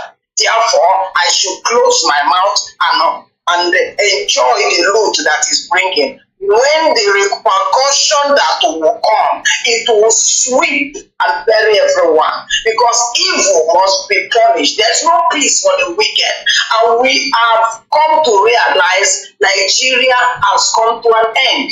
For the mere fact of justice, they don't know nothing about justice. They are lawless. They have nothing in store for anybody to live. Let those who are being trampled down get up now and follow those who know road, like Koiki Media for the Yoruba nation. And our PM who is standing in for our mass until justice is being achieved. Let us get up and do like our African brothers. It's in our hand to do so. All these politicians, Obio, Atiku, whoever they are, they were put in place to continue to push us down. So their time has expired. We have no more room for them. Let us see what we will do, each and every one of us, according to our different nations, to save our people. It might not need millions to come. Just few of us who can coordinate and remove these big fish out of the way so that we get what we have been dreaming for. Thank you. Thank you so much. Having me. Wow. God bless you. And on that note, I say thank you so much to every one of you. It's not easy to sit here, even some of us doing this program. Like I say, this program has gone 4 hours already. For the people that didn't watch the live transmission of the Starr Radio on the Koiki Media, is because you did not subscribe to the backup channel of the YouTube that we asked you to. I want you to continue to make sure that you are part of that so that you can watch the live. I've told you, and in our live, Koiki Media, we will only come live on the time that we want to do our program. But on the Starr Radio Morning Show, I have now decided that it will only come on the backup YouTube channel so that to encourage you to be there. And when we see that we are enough to continue to bring the transmission live back on the Koiki Media, I will do so. Thank you so much to my uncle Bolanwo Albert, Prophet John Ogundele. Thank you so much to all our PR friends. I can't mention all your name. Justice, Shimon, the first, Paul Eze, our mother that spoke to us, Patricia, Inweka, Kamez, another beautiful. Too many of you are using Simon Ekpa now, so we are all Simon Ekpa, the good guy. All the Yorubas, even the Arewas that are listening to us, even if you're a Fulani that are listening to me, Ambazonia, wherever there is freedom, the Scottish people, the Welsh people, we love every people that wants freedom. Friday, Godwin, thank you so much. Otumba Boye Manyuba, a very good uncle, Ibrahim Akonji, Iyalode, Ijana Otafadel, I know Ijaya is in the program as well, Alhaji Bashira, and Alabi as well, GR1, the Yoruba Self-Determination, we love our father, Professor Banji Akitoye. Shout out to those of you on the TikTok. Shout out to those of you, Ramoni Official, Temi Popo, Comrade Plan B on the MixLR. A lot of people, hey, my sister, Wumi praise. Why and what type of question is that? This sister don't upset too. This is a Yoruba woman. Is Ikechukwu, we are not hearing about Oduduwa Nation struggle anymore. Maybe you are on another platform. This one say no, they hear anything. These are some of the Biafra that comes sometimes, Yawa Moji Adesanya, thank you so much. I'm just reading some of our comment there. I didn't greet my mother all the way through, and nobody remind me. It's my beautiful mom. Bamawa Bisola, God will sail us through every blockage and barriers, hindrances will be destroyed by the power in the blood of Jesus of the Nazareth, Yoruba Nation. And don't say that Yoruba Nation, I think we have to go now on this one because I'll say 4 hours. I better close it before it closes itself. Thank you so much on our Instagram. I'm just appreciating everyone because that is the only way you will come back again tomorrow. Bear Patoku, the truth shall always prevail. An evil tree can bear the good fruit. Nigeria is gone. Again from our mother there, Bisola, where is she gone, my mother? Akim Ayodele, thank you so much. Our mother, grandmother, we have a lot of you out there. Olakunle Ajayi, and as many of you on our YouTube channel as well. Rodney, Natalie, thank you so much. Warish Dinodu, Bemileke, African Confidential. That one don't say if you like, make you call her Biafra, whatever, in the Biafra, even though he's a Yoruba boy, Yoruba man rather. To my beautiful wives, my children, and to every freedom lover, if I can make it out again later on, I will try. If you don't see me, just stick on the Twitter where we dey carry the job go. Yeah, this one, Francis say, carry on with the good job. Thank you so much. I love every one of you. I will not, Yorubani, I don't have to translate that in English. We are doing our best. Sometimes, you might not love what we are doing, but you don't have any choice. You just have to go. Leave this contraction. Let's start a new policy. Larry Lamina, cite you. Fatai Mogaji, Alaji Shitu. If I didn't, Eunice, those one are my people now. Eunice, one day, God will save me. Every one of us will go meet. Some of you go cook this here for me where I go chop properly. And to all the autopilots, we love you so much. I'll be listening to our Prime Minister Simon Ekpa later on tonight. Some people don't even accuse me, say they don't know whether I be Igbo because I didn't got grandson answer the Igbo boy. I don't know. Anyway, I got to go now. But before we go, we have to play our own anthem, which is the way we leave the broadcast because I didn't play it in the morning when we started on the Starr Radio. Archie was not in, so I had to sit for him at 10:30. And now I just have to go and do some other things. And hopefully in the evening, if we have time, we will come back out again. If otherwise, remember, follow us on all our platforms. Right, guys. The anthem is coming up now. Thank you so much. And this is it.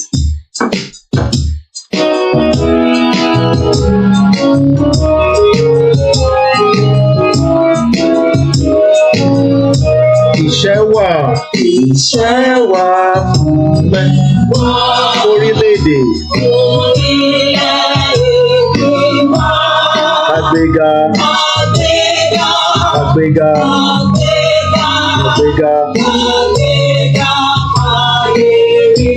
Ìgbàgbọ́.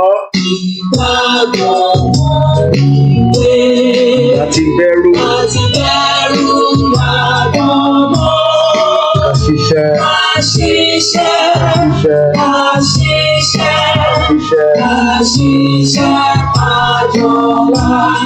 Ìṣọ̀kan àti ìrà ìjẹ́ ká máa lè bá tẹ̀síwájú gbogbo ire àtòhun tó dára.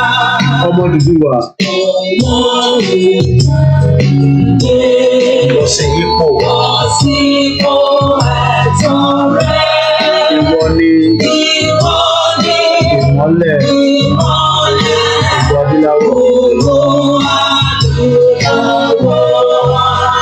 Have a very great afternoon. Bye for now. Moki Bubualenkonso, thank you so much to each and every one of us. Aziz, my shout out to you and to one and only Dr. Chief Sunday Adeyemo Igbowosha, aka Igbowosha, Yawa Buluwatife. Shout out to you, Mommy Esther, and to all our grannies, our grandfathers, and Dizzy Man, everybody.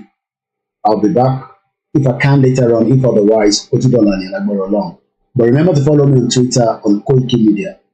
Thank you so much. Bye for now.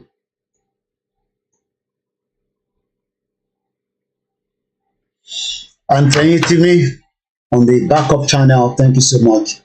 Comrade Plan B, at Key Games, and Ridge Kenny, nice afternoon. Bye for now.